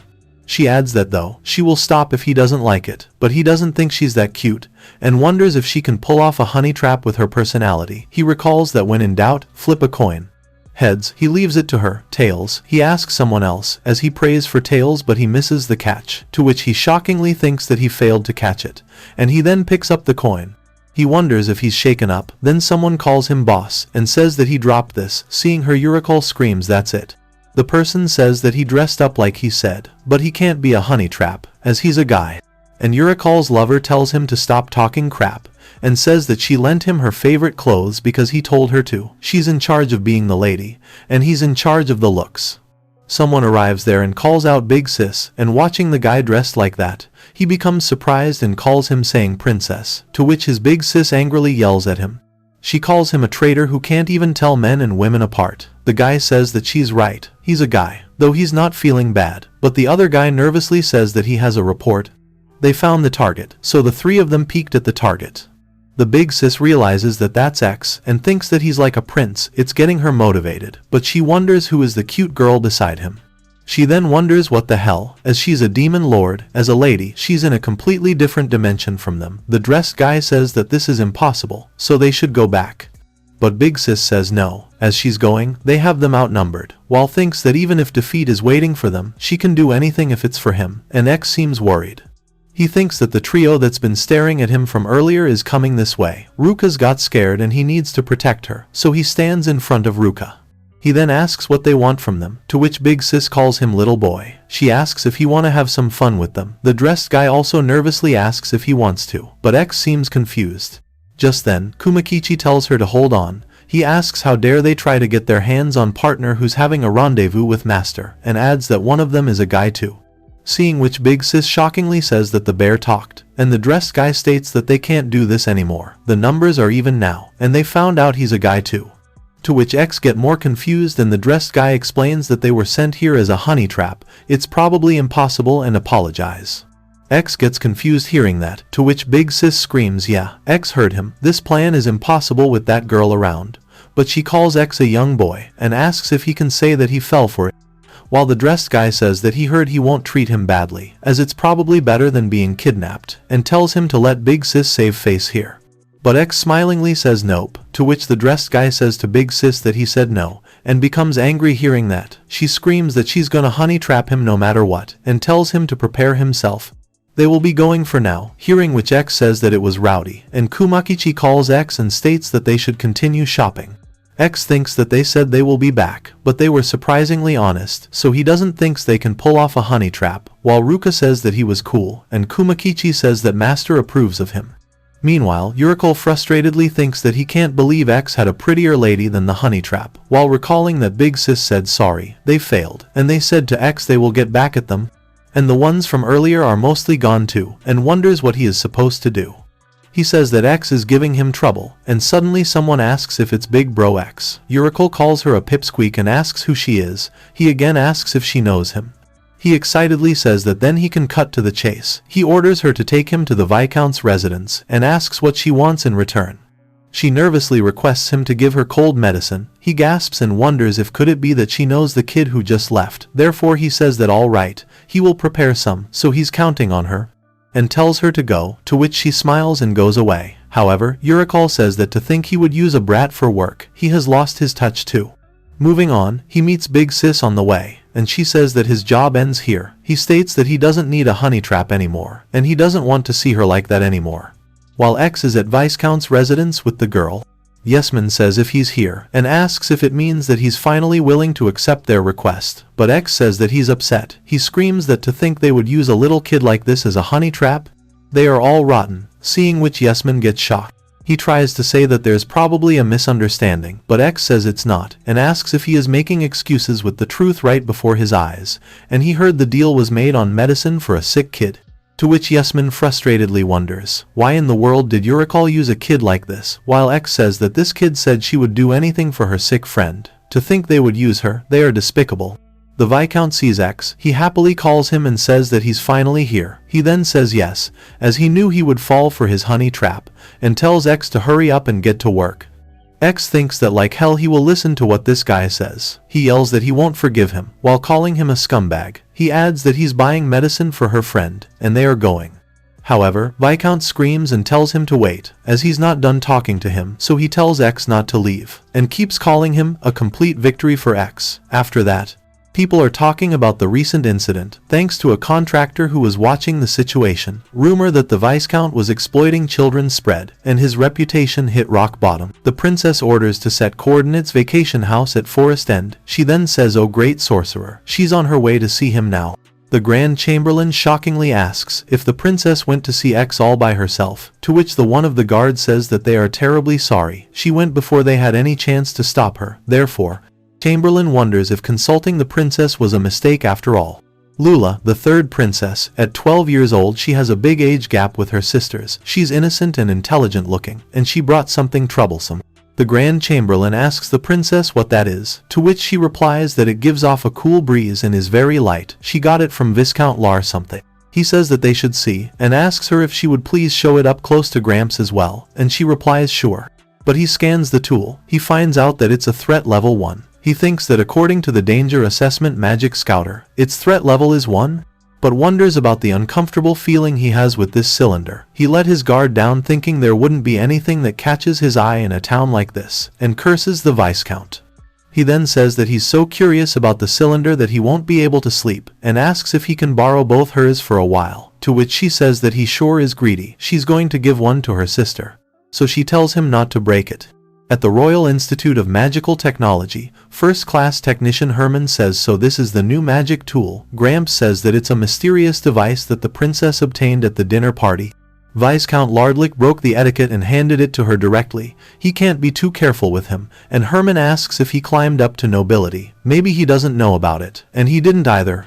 More importantly, this is awfully light, and asks if he can disassemble it. But Gramps says that the princess will be mad, so he requests him not to disassemble it. Herman says there's a small piece of ice inside, and there's a breeze coming through the opening, and asks maybe they cut a magic stone into the form of a cylinder and wrote the ritual on it directly. But then he get confused as it's not here. Therefore Gramps nervously asks what's the matter, and Herman screams it's not here. He asks what's with this, and adds something that should be here isn't anywhere. Why? Gramps asks if he is talking about the engraving, and says it's not very desirable. But sometimes engravings aren't made. But he says that's not it. There's no ritual. And in fact there's not even a magic stone, the energy source. So this isn't a magic tool of the world they know, a structure in which the beginner magic ice ball and wind rests. He can't believe such a magic tool exists, to which Gramps thinks that this is troublesome. This doesn't tell us who X is, nor doesn't it give us a way to contact him. The princess says that she understands. She says that she bets that's a beginner magic with a really long-lasting effect. She's sure a great sorcerer is behind it, but Gramps worriedly says that's a little off and asks if she thinks that because they used extremely advanced magic in a very childish way. Therefore, she says then someone must have asked him to make it, to which he replies that it may be true, and asks if they shall go have a meal soon, and she happily agrees, as she can't wait to give this cylinder to her sister and surprise her. The possibility that a great sorcerer is behind the Viscount, background check. He wants to get him on their side if he can, and from the results of the check, all became clear. He's a boy with no desire to work. He consulted the princess who was listening, but he asks what would someone who doesn't have any desire to work want, to which she says that only he himself would know, it would be best to ask him. Gramps says that's also true, he was about to overlook the obvious, and in that case, he shall arrange for a meeting with Mr. X soon. But just then he shockedly wonders where she went, as the princess who acts too quickly had gone to see him by herself. She changed clothes at the vacation house and says that he's probably around here. Suddenly she notices X and says pardon her. She then asks what he is doing, to which he gets confused, and says that there's a kid who likes these, so he was looking for her, he guesses. She says that she understands, and in that case she will help him find her. Hearing which X gets surprised. He wonders why would she and says she's gone. After a while, she says that she found her, and asks how about it. Wouldn't this sleeping cat happen to be the one who likes those kebabs? To which X seems a little uncomfortable. She asks if the cat wants to eat, but the cat ignores. She happily says that seems like she wasn't, and X says that seems not. He tries to say about the one he's looking for, but suddenly a kid comes and says it's Big Bro X, to which he says hi while calling her Natora. He gives her the kebab and says here you go, but she asks if she can have it again. He replies don't worry about it, and she says someone just bought her medicine for Big Sis Rai too, while the princess wonders about X. Natora then happily goes away. The princess stares at him. He thinks that her stare is uncomfortable, right? Despite being unemployed and starting to run low on money, he's still giving to a little beast girl. He's sure she thinks he's shady, so he nervously says that he found the person he was looking for, so he will be going, but she asks if he happened to be Mr. X, the great sorcerer. X hesitatedly says that the world calls him a defective magician, to which she shockedly apologizes. She says that he had the same name as the great sorcerer she's looking for. The who made this is also called Mr. X. She's looking to have him make her another one of these, and X wonders if didn't he make this one at Viscount's request. Therefore, he asks if he may have a look at it, and she tells him to go ahead. She laughingly asks if it isn't nice. It's cool and really light. X realizes that it really is the thing he made. He then says that he can make this too, hearing which she searches her bag, and asks if he can make one with this, and X replies with sure. She delightedly says that he really is the great sorcerer, Mr. X. She's so happy she met him, but he thinks that there's no way he's a great sorcerer when he can't use anything but beginner magic. But it doesn't feel bad, and it would be probably better not to destroy dreams, so he says that good observation. He then calls out the wind, ice ball, and squeezes it inside the tube she gave him. He tells her not to tell anyone that he's the great sorcerer, to which she agrees, and she finds it cool. She happily thanks him, while calling him the great sorcerer. Hearing that X smiles too. He narrates that today, he became a great sorcerer in this kid's mind. It's funny, but he guesses he doesn't feel bad. However, he tells her not to tell anyone he has been giving to that little beast girl either, to which she says alright. After a while, Gramps angrily calls out the princess and asks where she has been by herself all this time. He tries to say he was worried, but she shows him the magic tool that X made him, and says that then here's a present for him. Seeing which he says that this isn't the cool cylinder they generally had, and wonders could it be. She then says that this is troublesome. She owes Mr. X now, and he realizes that is troublesome. He states that the royal family can't be left in debt. They must repay him generously. X has been worried about two things lately. The first is that some suspicious person wearing expensive clothes has been approaching him again and again outside the inn. Someone says that the dinner meeting is a thank you for saving certain noble, and asks if he has thought about it, to which X thought he'd just have to decline, so he says he's sorry. And his other worry is that he's about to run out of money. And yet, because he has been eating blue plate specials every day, he can't go back to the disgusting slime food he used to eat. Yesterday, he even had juice after his meal. All he has is a little bit of money and a complete set of high-quality slime pillows. Other than that, there's this warm stone, a free, empty magic stone with fire enchant weekly cast on it. X wonders what should he do. He doesn't want to work anymore, but he needs money. Then he has no choice but to gamble and hit the jackpot. Dragon Sword, a shady lottery shop in the back street that's been getting a lot of attention lately. He's not just going to rely on luck and pull, he has a secret plan. The banker takes measures to buy time so that buff magic that raises lottery luck wears off. But his magic won't wear off due to its extension effect. It's a little unfair, but this is a winnable game. Although, he thinks that he shouldn't be thinking about gambling in the first place. Suddenly, Nidora comes at him from behind and says Big Bro X, she found him, to which he gets shocked. He states that he asks if her friend who needed the medicine feeling better. And she replies that Big Sis Rai is doing well. She said she will serve her master. Hearing which X wonders about her master. He thinks that the witch from when he bought the medicine, she must have put something weird in it to get back at us for haggling too much. He says that he was saved by someone before too, so he asks if she can tell her not to worry, to which she replies that she understands. He says good girl while reaching out to his pocket. He becomes surprised and thinks that his hand just went to his wallet thinking he had get her a kebab as a treat, but this is his precious seed money, and seeing his reaction Nitora asks if it could be that he ran out of money because the medicine was expensive. He thinks that's right. Big Sis Rai's sickness was far as curse, not a cold. He needed an elf elixir, and he ran out of money to live on because of how pricey it was. But he doesn't want to make a kid worried, so he says no, it's okay. Then he gives him the remaining money and tells her to buy Big Sis Rai something with this. And adds that he probably can't do this unless he has money to spare. X thinks that now he really ran out of money, but oh well. Just then, she calls him Big Bro X and comes closer to him, and thanks him. He wonders what he should do now, if he should live off Ruka or look after Lena's shop starting tomorrow. He needs to worry about today's dinner first. He might not have any money, but his heart is warm, and so is the stone in his pocket. He wonders if he can sell this to some rich person starving for entertainment or something. Suddenly someone then says what a coincidence. It's the guy from earlier calls him Mr. X and asks if he has considered the dinner meeting, to which X thinks that maybe he can get dinner tonight. The princess laughs and says thanks to Mr. Guide, she's going to be meeting the great sorcerer. Just then, her sister arrives. Her name is Chiron, the second princess of the Whitening Kingdom. She calls out Lula and says that she also want to meet the person who made the cool bar.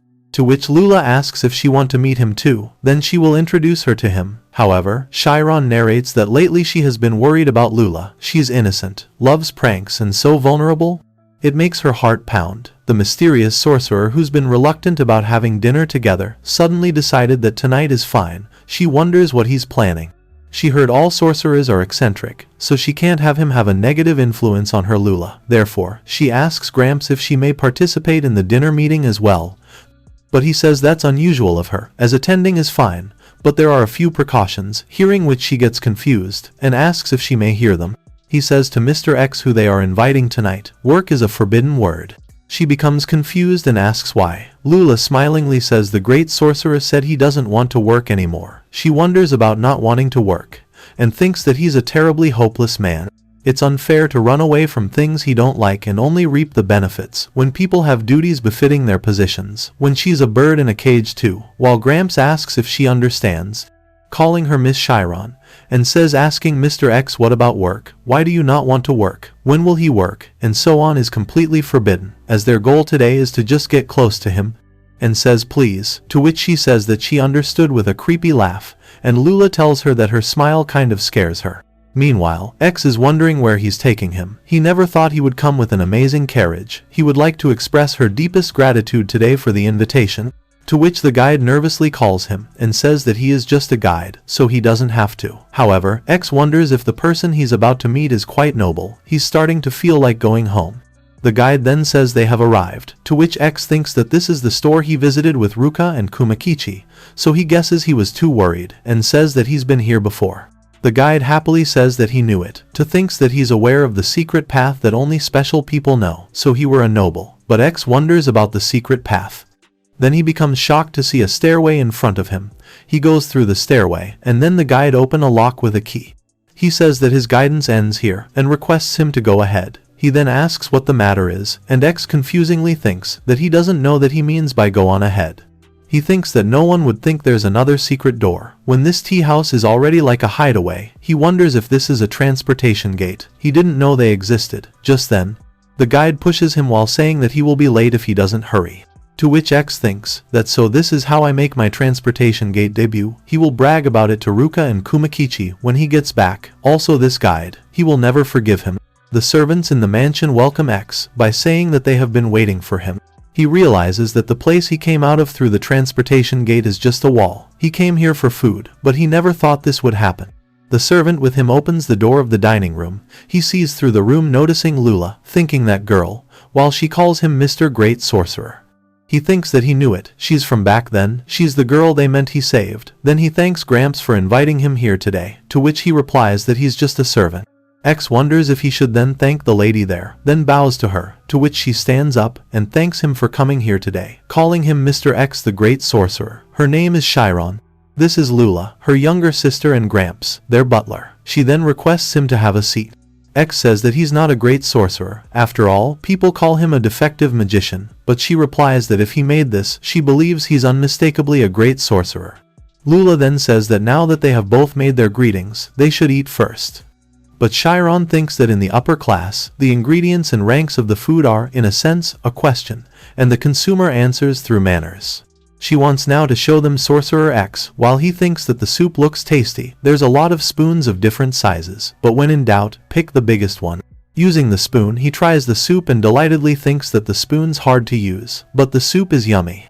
However, she thinks that purposely using the biggest spoon is an expression that something is lacking. She wonders if he doesn't like something.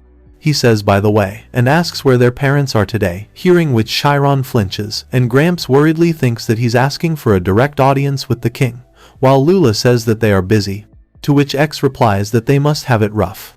She says that it's no problem, also it's easier to use this spoon for soup. X says he understands and thanks her. Chiron realizes that it was just casual conversation. The meat is sizzling. X is thinking about something. Gramps calls Miss Chiron. She says he's not touching the main dish at all.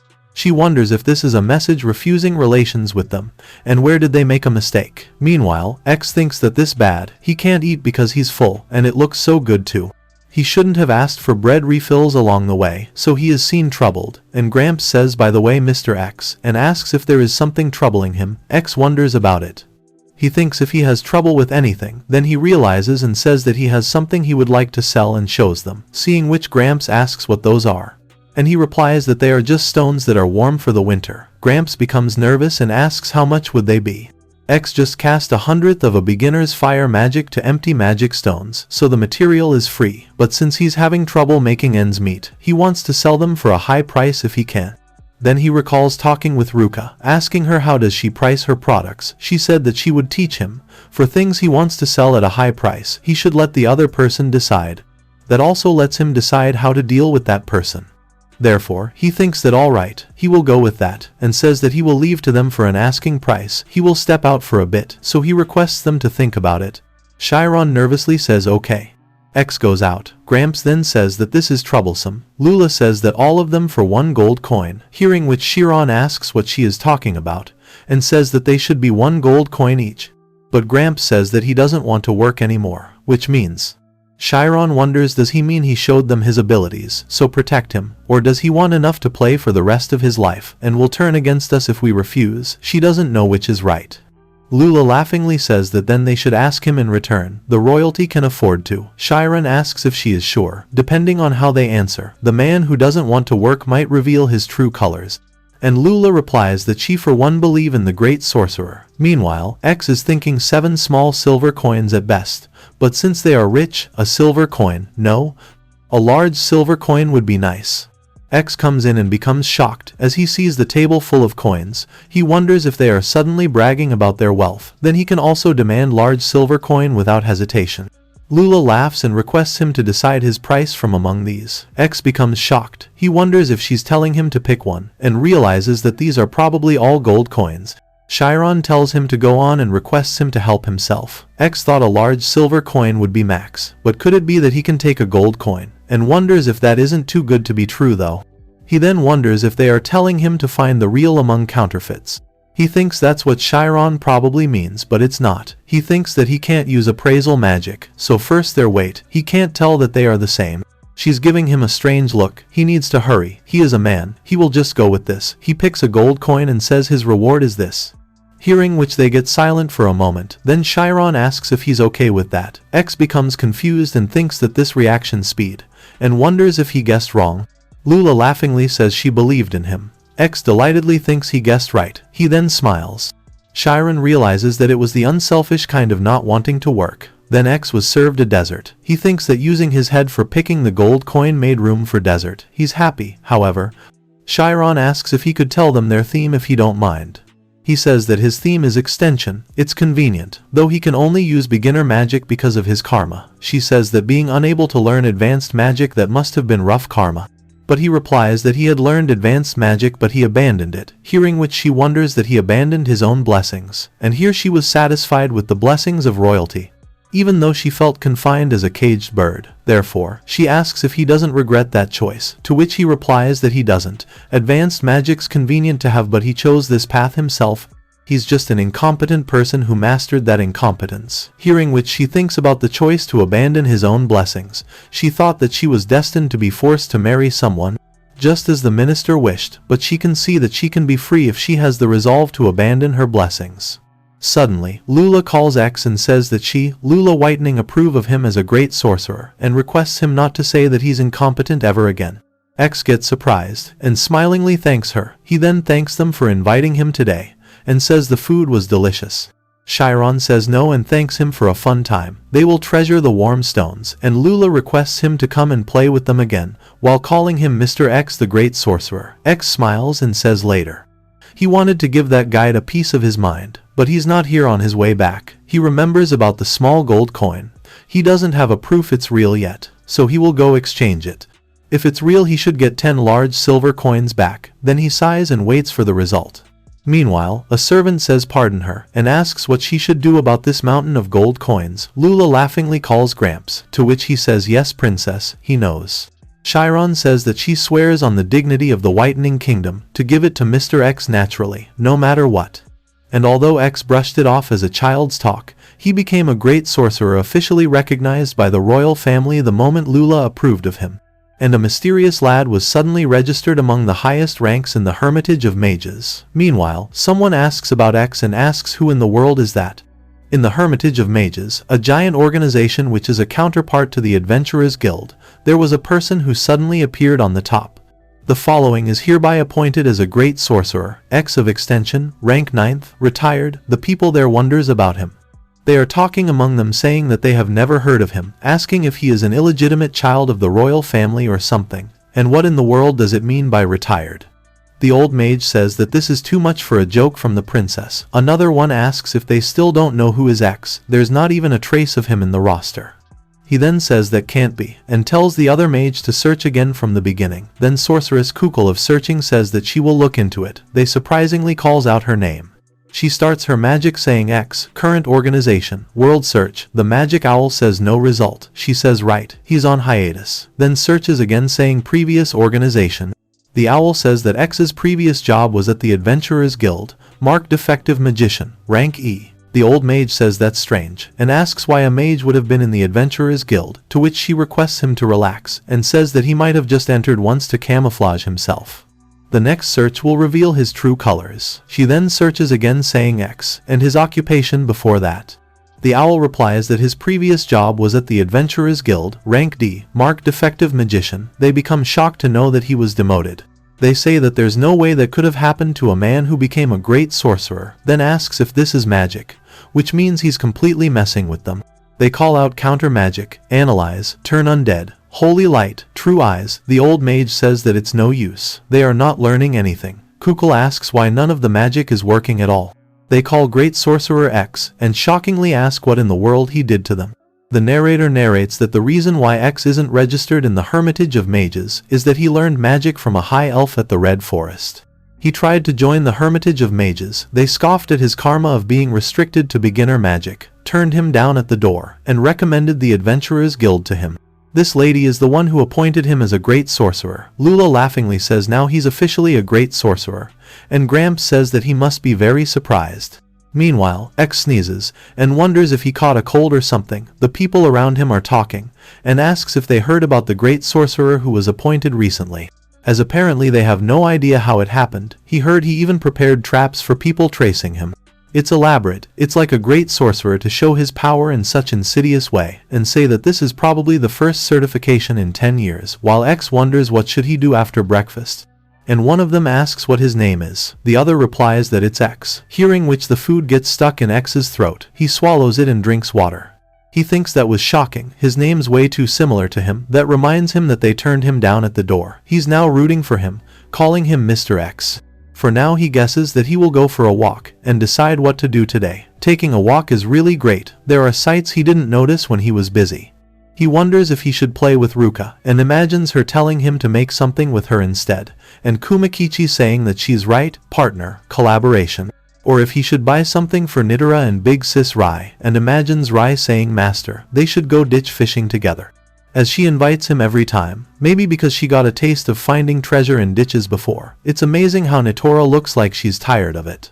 He then thinks that all right. He made up his mind that he will go and see Ruka. Suddenly Lena calls him Big Bro, to which he says what a coincidence. Lena happily asks if this is fate, to which he replies maybe, and Auntie wishes him morning, and says that they are about to open their shop. She asks if he wants to come have that cotton candy he said he wanted to eat, but X replies that he has plans, so some other time. She then remembers that some junky-looking lady was going around looking for him, and asks if he did something, to which he says that he has no idea, and asks if she was talking with a plushie. But Auntie replies no, she didn't have one, plus she was an adult. Lena glares at X and asks cheating, and he nervously replies that he's not. Therefore, Auntie says to him that they will see him around, and tells him to come visit them again. Lena also says later. X then wonder if there is really a junkie looking for him. Suddenly, he sees a woman who calls him young boy and says that she missed him. X thinks that there she is, but wonders who that is again. He feels like he has seen that crazy look in her eyes before. Oh, it's the lady who got her first buff magic from him. She tells him to be quick and cast support 1 on her. He thinks that those eyes are insane. If support 1 was this dangerous and says no. More importantly, he thinks she should get some rest. Therefore, she asks how much she should pay him, and says that she had a revelation that she needs his thing. X notices that people there are giving them weird looks. He says revelations or not, she's giving him trouble. She says that from then on she has tried many people's things, but his was special, so she requests him to give his thing one more time. She tries to say money, and says that no, she will pay with her body. She's somewhat popular, and requests him again. Suddenly someone tells her to stop and get away from X. It's Miss Mara, the S-rank adventurer. He wonders if she's going to save him. She yells that she's the one who's getting the thing from X, hearing which X thinks that her too. The woman with him also shouts that no her. Mara tells him to step aside and calls out shadow bind. She binds the woman, and X tries to run away. The woman screams telling him not to go, and Mara binds his hand and pulls him towards her. X crashes into her. He thinks that it's better than the high-quality slime pillow he always use. It's very soothing. Thinking that he passes out, Mara shockingly calls out his name. X opens his eyes. Mara says that he's awake and tells him to give her the buff magic, but he replies that he doesn't want to and thinks that when he opened his eyes, they had brought him to an unfamiliar inn. The woman then asks if he can reconsider after he hears her reason why, to which he thinks that well, if he just have to listen. The woman explains that she's Sarah, a magic scholar on a challenge to prove the structure of barriers. Just the other day, the dream hag caught her, and X asks if she exists. As the dream hag is the one who sees the future, and will live for 1,000 years, she's a fortune-telling witch, who wished for eternal life and had her body completely captured by the void. The dream witch laughingly asks if she says barrier research, and says this town has lost its barrier. Calm down and listen. The 3 signs to avoid are new types of barriers, the forest guard and electric shock, and the lucky word to cut through your obstacles is support 1. If she forgets this, she will be shut off from a happy future, she said, hearing which X thinks that this is because his magic ran out. He then cast out support 1, and Sarah thanks him. She asks if he's okay with this when he were so adamantly against it. He thinks that on the contrary, he's sorry for getting her involved. However, Mara says that she's Mara Ion. Without X's magic she will throw up. He wonders about throw up. Does she throws up from drinking too many potions for her barrage attacks since she has little mana, but it's probably fine if she doesn't use barrage attacks. He then asks so what, to which she starts crying and keeps repeating that she's Mara Ion. Without X's magic she will throw up. He thinks that good grief and calls out support 1. She thanks X and tries to come close, but he pushes her away. Sarah tries to says she's sorry, but she doesn't have money. She says that she can't get money if her research doesn't sell, and requests him to do as he wants with her body. But X hits her head and tells her not to be silly. She can pay him after her research sells. Hearing which Sarah thanks him, he says that barriers are sorcery, so it's impossible to prove their structure. That's why when she heard about the new type of barriers, she came to this town to investigate. X thinks that his barriers, and says those are just stuns. She says that is what the appraisal said, but that's impossible, the effect is there. But there's no energy source, to which he says that it's also extended lightning magic. She frustratedly says that there's a wall of emptiness here too.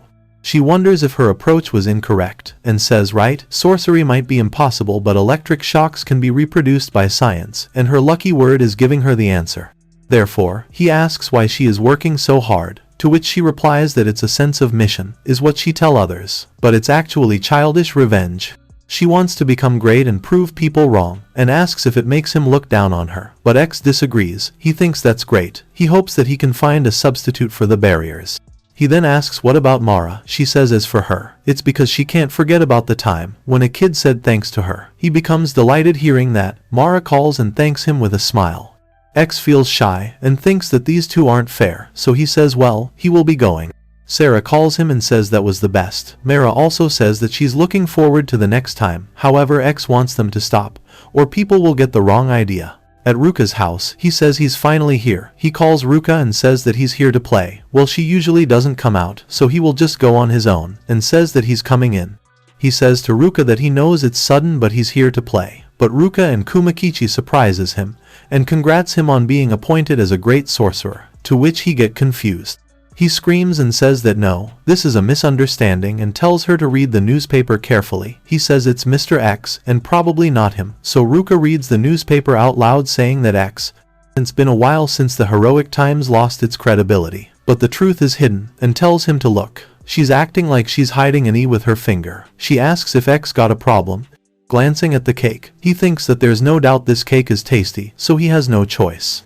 He screams and says yes, he's X, the great sorcerer. Then he happily eats the cake, and Ruka asks when he is moving in. Hearing which he get confused, and she asks if he isn't moving into her place. He's probably running out of money. Hearing which he states that Ruka is very soft as cake.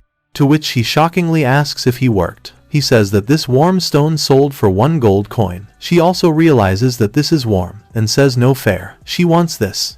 X says nope, because that one's his. Instead he will cast his spell on something else. Therefore, Kumakichi calls her, and asks how about this. She asks about the earring and says people shouldn't get their heads warm. She then asks X how about this pocket watch, but he replies that it might get too hot if it's metal, so he says he knows. And asks how about he cast on Kumakichi. Kumakichi screams calling him partner, and says that he will burn. She tells him not to be mean to him. He says it's okay, he won't burn. Magical flames are different from regular flames, like how casting fire enchant on wood doesn't turn it into ashes. Hearing which she agrees. Kumakichi says that's his partner and tells him to do it. X says alright, here he goes then. Just then a bunny slides in, and X asks if she wants him to cast in on her too, and agrees. He then chant O cold spirit, reveal in heat and rejoice in life. Let there be heat in thy heart, fire enchant times 0.01. They becomes warm after that, to which Ruka screams, and says that he's very warm. It's as if Crazy Bear is actually alive. He's the best to come up with something like this. Hugging the bunny, he says that he's glad that she likes it. This does feel nice, but Ruka screams to wait, and tells the bunny to get away from X. He asks if she's jealous of a doll. She tries to says that she means that's her role, and he asks if it's Ro. She hesitates to say anything for a moment, then says dummy, and turns away, to which he says sorry as the return gift for the cake. He tells her to tell him if there's anything he can do for her, to which she asks really. She happily says that if he see, there's a place she wants to go. As X reaches, from inside a carriage, he shouts that he's here to pick her up, to which Ruka calls him. She says that she was so excited for Sheeptown's music fez, she couldn't sleep at all last night. X says that he's excited too. He narrates that the coachman is also in a good mood, thanks to Ruka running a luxury brand, and paying him a lot of money. It's a comfortable ride to the next town over, so he has nothing but gratitude for Ruka. Just then he remembers and asks if it's okay for her to leave her bunnies at home. To which she trembles and asks what she should do. This is her first time going on a trip, so she forgot about them. Kumakichi tells her not to worry. There's no way we could take all of them with them.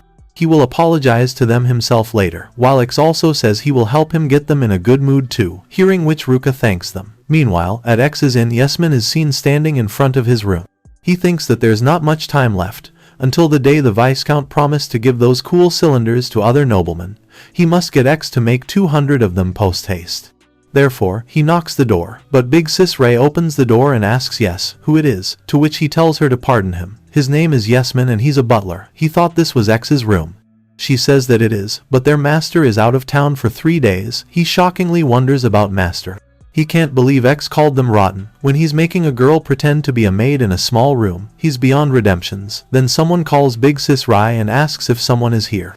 Seeing Nitora, he shockingly thinks he remembers. He then asks if her friend recovered from the cold, to which she says that he's the guy who was next to the Viscount. He thinks that he knew it. She's without a doubt the honey trap girl, while Rai says that she was the one who was sick back then. To tell him the truth, what she had wasn't a cold, she was under Farah's curse, that when Master X, a stranger to her at the time, used his own savings to help her. She says it's amazing. Even yesterday when they were troubled because they lost their house in a fire, he told them they could use his room freely until they find a new place, hearing which he gets shocked. Seeing which Rai asks what the matter is, but he replies with nothing, and requests her not to mind. He thinks that he was the rotten one but he was a good kid. Nitora also happily says that Big Bro X is a great sorcerer who always gives her kebabs, but Rai calls Nitora and says that's a secret, to which she says oh right, she didn't say anything. Hearing which he thinks that he's making them call him a great sorcerer when he only knows how to use beginner magic. He will pretend he didn't hear that. He adds that X might not be back for a while and requests them not to worry. Well then, he leaves while saying if they will excuse him. He thinks that he probably went to the neighboring town of Sheeptown. The magic tool installed at the gate out of town reads IDs, so they can tell who's entering and leaving in real time. He has already reported to the territorial army, so if the magic tool shows X, he will be captured, and if someone has no ID, they will show up as no name and be arrested. He thinks that X can have his vacation after he makes 200 cylinders, as he won't let him get away. Coachman thanks the gatekeepers for their hard work, and says that the 3 of them plans to stay at the neighboring Sheeptown for 3 days, to which the gatekeeper says that they are probably going to the festival, and requests them to go through this gate. As they go through the gate, suddenly they become shocked to hear the magic tool ring. The gatekeepers say the coach over there, and tell him to stop. One of the horse suddenly jumps and because of that Ruka is about to fall from the carriage, but X grabs her and pulls her towards him. He then asks if she's okay, to which she nervously thanks him and thinks that he's very close.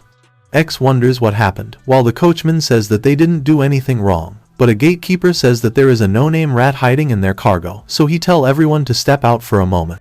One of the gatekeepers says that's strange, and asks if they got away. The other says he's certain it picked up 4 people. He asks what the hell's going on. There's no one in that coach. Kumakichi suddenly screams and calls them dimwits, seeing which the captain shockingly screams and asks what. It's a talking plushie, and the other one screams that this is crazy. While X thinks that he is sorry, of course they are surprised. Kumakichi angrily says that yeah, that's right, and asks if they got a problem with him talking, and says that they should hear it. X then says sorry to the gatekeeper, and tells Kumakichi that he shouldn't disrupt their work. Gatekeeper then calls X young boy, and asks what in the world that plushie is. To which he says that Kumakichi's a resident of the land of illusions. He's like a spirit, he won't harm anyone, and requests them not to worry. But Kumakichi calls them blockheads, and says that he didn't do anything. The gatekeeper asks if they are sure things are going to be fine, to which X agrees, as he's a harmless plushie. Therefore, the gatekeeper says so the spirit caused this, and apologizes for doubting him and tells him to have a nice trip, to which X says he will, and thanks them. After which Kumakichi says that he were awful just now, hearing which X asks what, and says that it's his fault for disrupting the gatekeeper. While Ruka suddenly calls X and says that she feels something was off just now. She says that Crazy Bear has his own ID card. Kumakichi says that's right, he's not shady, and X hesitantly asks if it is bad if someone doesn't have their ID card. To which Ruka says of course it is. Not a lot of people know, but they use magic tools at the gate to monitor people so that they don't let criminals through, and asks if he forgot his. X nervously says that well he didn't forget, but thinks that he doesn't have one in the first place because the guildmaster destroyed his. Ruka says geez, he's helpless without her. Therefore, she says that she will get him a temporary one at Sheeptown, without even realizing it himself. X slipped Yesman's surveillance and passed through the gate without any trouble. And so they began 3-day trip. While Yesman is feeling disturbed after hearing X hasn't left the town, he frustratedly asks where he disappeared. Moving on at Sheeptown, people welcomes them to the music fez and requests them to enjoy their stay. Ruka calls X and tells him to look, they are very cute. There was a bit trouble along the way, but they have arrived. The guard there welcomes them to Sheeptown and says that the admission fee for wagons is 2 silver coins. X hears music coming from all over the place, and the atmosphere is making it fun. He has never seen so many people at once. The coachman calls him master and says that they are almost at the campsite. X says that there are tents everywhere, and coachman says that setting up a makeshift tent in the meadow to stay overnight is a seasonal tradition just for this time of the year, and tells him that their tent is here. Therefore, X asks Ruka if they shall go, but she is trembling, to which he asks if she's okay, but she apologizes and says that she can't do this. X thinks that Ruka has a fear of people, which is why she's afraid of staying the night here, but he tells her not to worry, and leave this to him. He then asks the coachman if he could change their destination to an inn on the outskirts of the town. The coachman asks if she doesn't like the crowds, and says that there aren't any inns nearby, so he asks how about borrowing a tent somewhere else. After which X thinks that they borrowed a tent, but they can't find a place to set it up because there are lots of people everywhere, and Ruka can't stop trembling. Plus, it's getting dark. They have got no choice, so he asks the coachman if he could please take them outside of the town. Hearing which, he shockingly asks if they are going out to the suburbs, as he was planning to go to the festival later. X says that he will make it so he won't regret it, to which coachman says alright, he won't charge them extra, but the roads are already dark at this time of the day, so it will take quite some time. While hugging Kumakichi, Ruka calls X and says she's sorry, but X asks if she's thinking she did something wrong, because that's not true.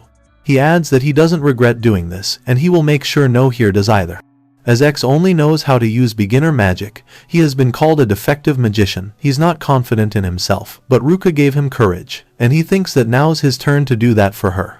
Therefore, he asks if she got any silver cloth, to which she gets confused and replies that she does. He then explains that he wants her to make a witch hat that fits Kumakichi's size, hearing which Kumakichi says that he's gonna make him blush with a sudden present, and Ruka nervously says okay.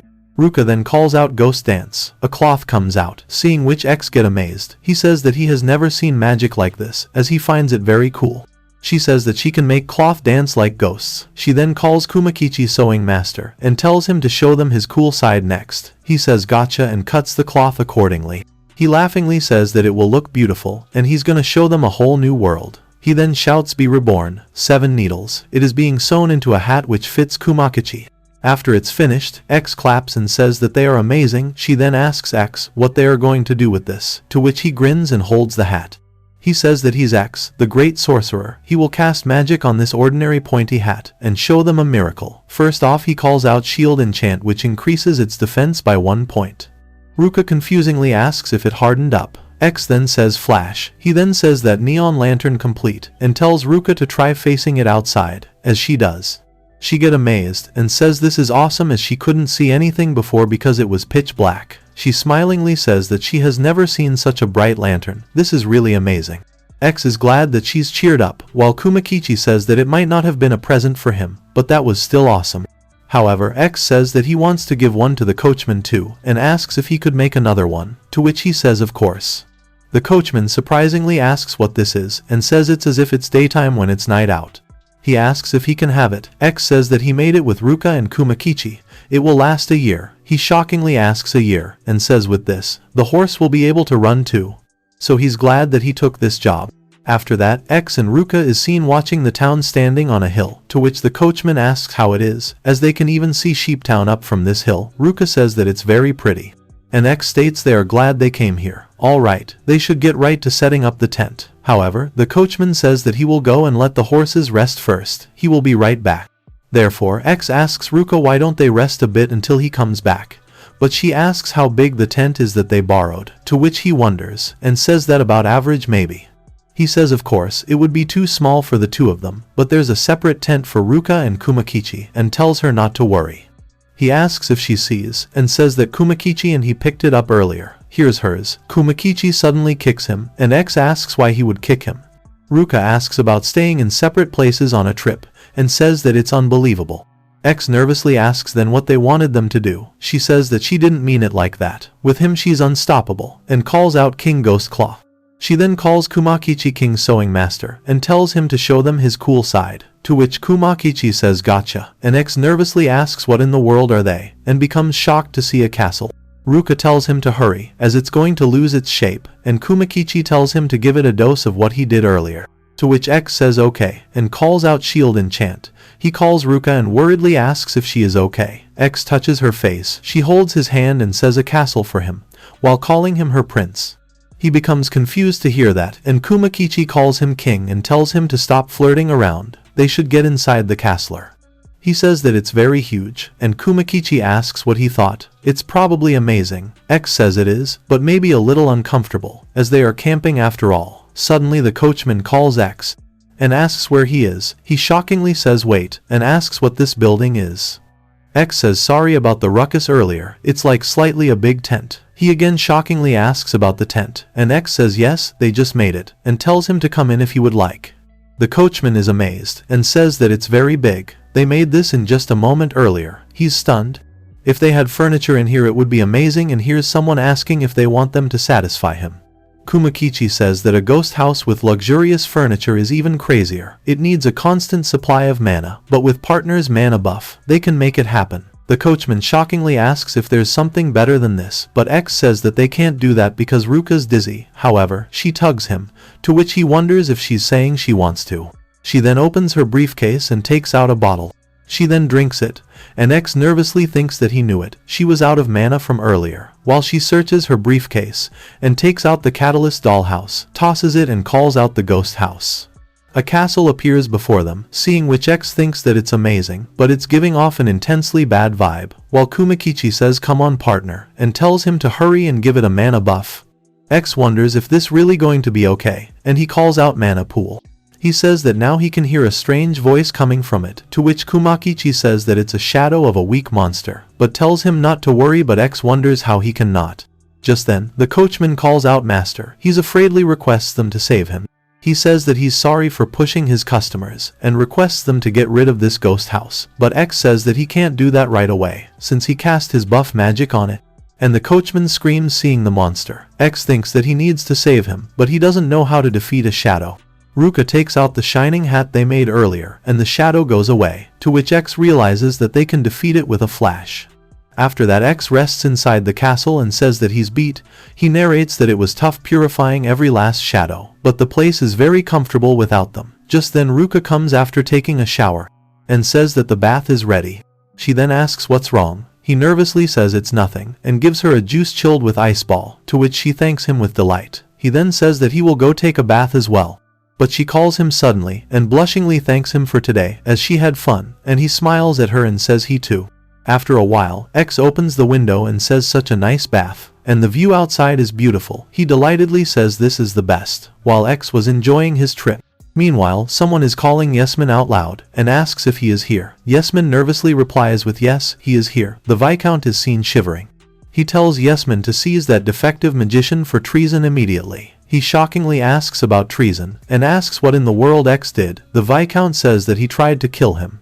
He then yells saying that the bath was cold. He prepared cold water, disguised it as a warm bath, and tried to take his life. Yesman asks if that is so. He thinks that the magic in the large bath stopped working. He's sure he put up a don't use sign just in case. However, the Viscount says right, he has a good idea. He will order the forest guard and the territorial army to search for X. He will address them directly, to which Yesman nervously says that is a wonderful idea. He will arrange for that at once, but thinks that the hero association that the captain of the forest guard is in, like to piggybank on others, he didn't want to show them their weakness. Later on, at Viscount's residence antechamber, Forest Guard Isel says that he sees that the territorial army looks as drab as always, and territorial army Ryogu says it's only natural to get scratches on their armor when they train, and asks if it could be that the Forest Guard doesn't take training seriously.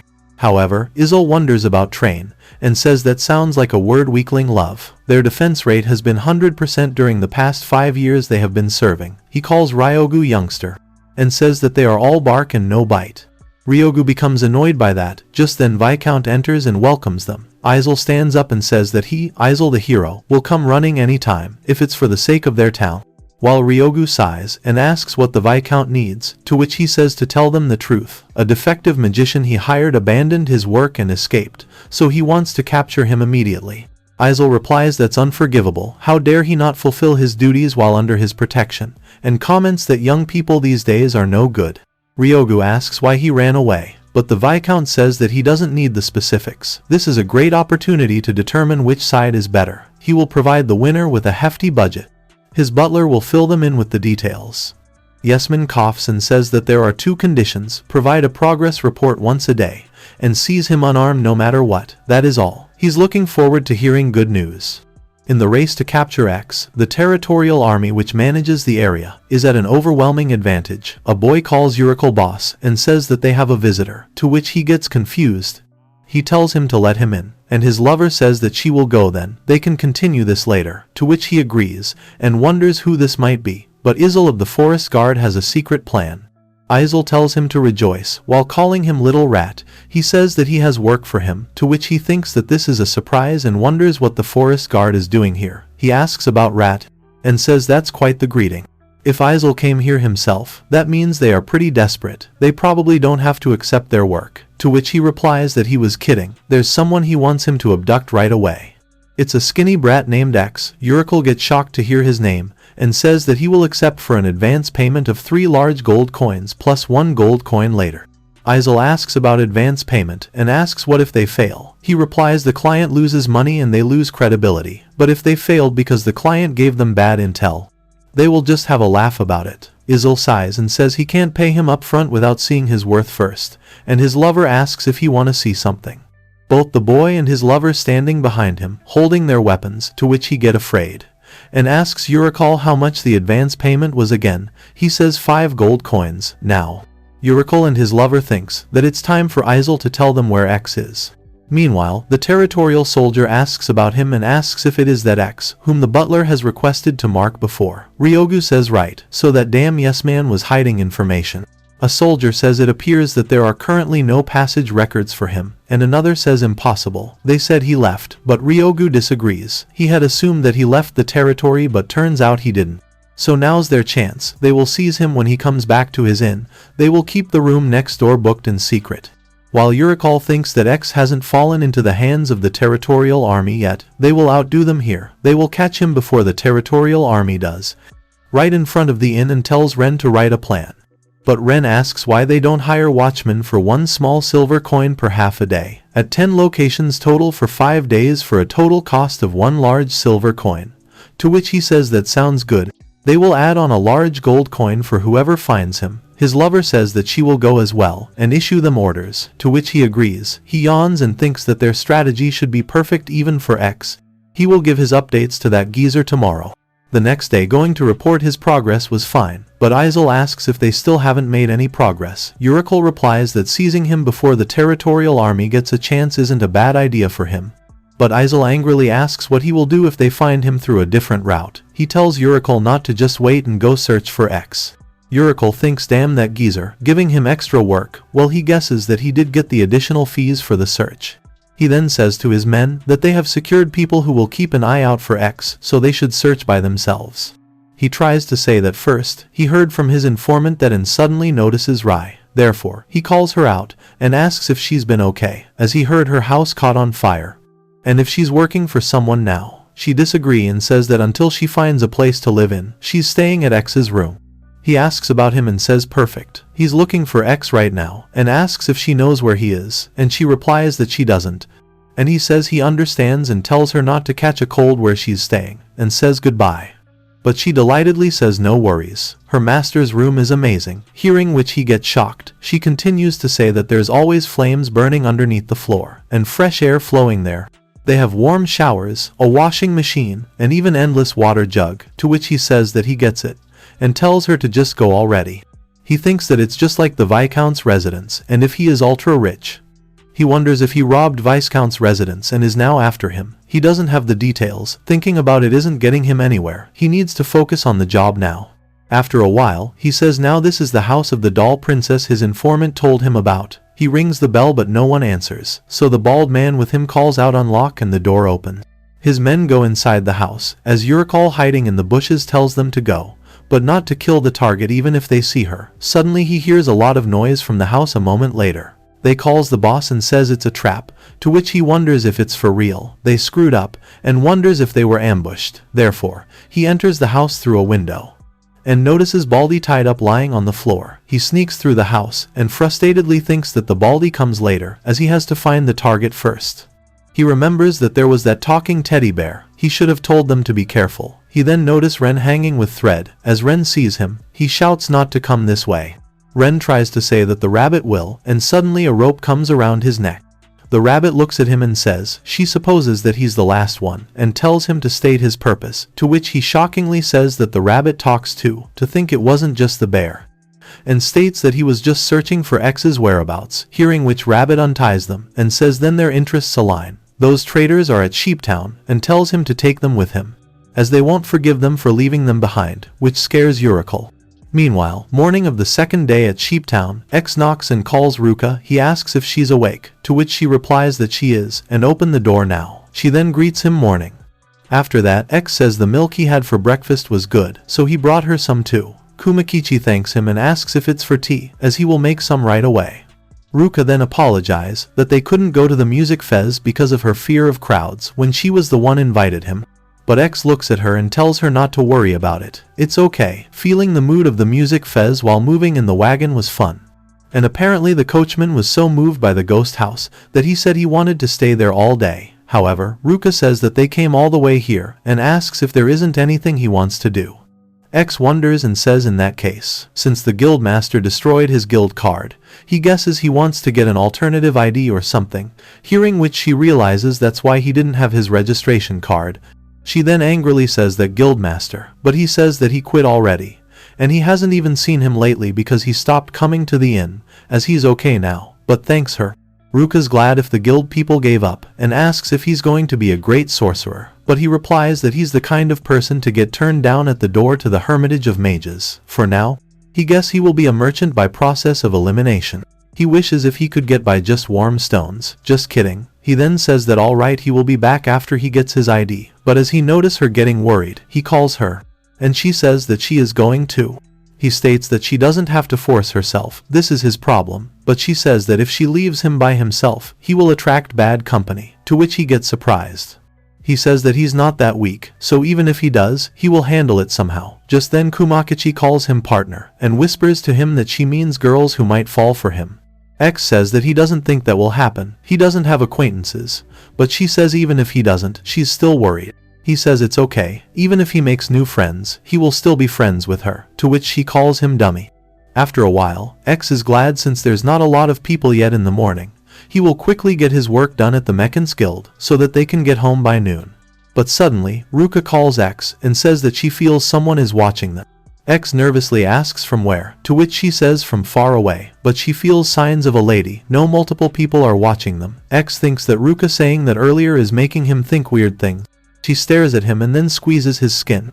At Merchant's Guild, X is more curious about who's watching them, but he needs to get his errand done first. A woman suddenly asks if they happen to be siblings, and if they are here for sightseeing, merchanting, or if they could be performers, to which X disagrees, and says that he's here to get a Merchant's Guild card. She then says he probably doesn't need one though. However, he replies that he does need one, and thinks that this town sure is lax. She asks if he perhaps looking to go to Forest End. It's a pain to get in there without an ID, and apologizingly says that the person in charge isn't here during the festival, so they can't issue one for them.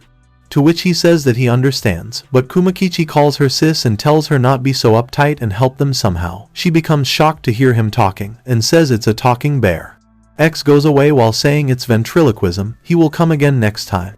As they stop someone, he catches his breath and says that he panicked there, and tell Kumakichi that Ruka's going to be scared if people come to them, to which he apologizes, but states that it looks like the stalker finally showed herself. They get shocked to see two people stalking them. X realizes that there really is someone who looks like a stalker, then they come in front of them.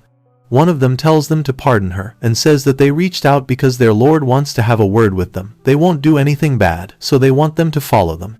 She says it's just for a bit, and tells them to go on and get in, her lord is waiting. Kumakichi asks who X would captivate this time, and he replies that's what he wants to ask. She then calls out Captain Amin, and says that she has brought them. Amin thanks them for coming, and says that she welcomes them. X wonders who this is, while she says that she's Amin the dwarf, queen of the neighboring nation of Iron, to which he says that he's X. The girl behind him is Ruka, she's extremely shy. And the talking bear Kumakichi, he tells her to call him Crazy Bear, hearing which Amin asks about being shy, and says then she shall withdraw her underlings, to which X thanks her for being considerate. He then asks what she needs from them, to which she says to tell them the truth. She has received a report from an underling, and she couldn't just stop thinking about this.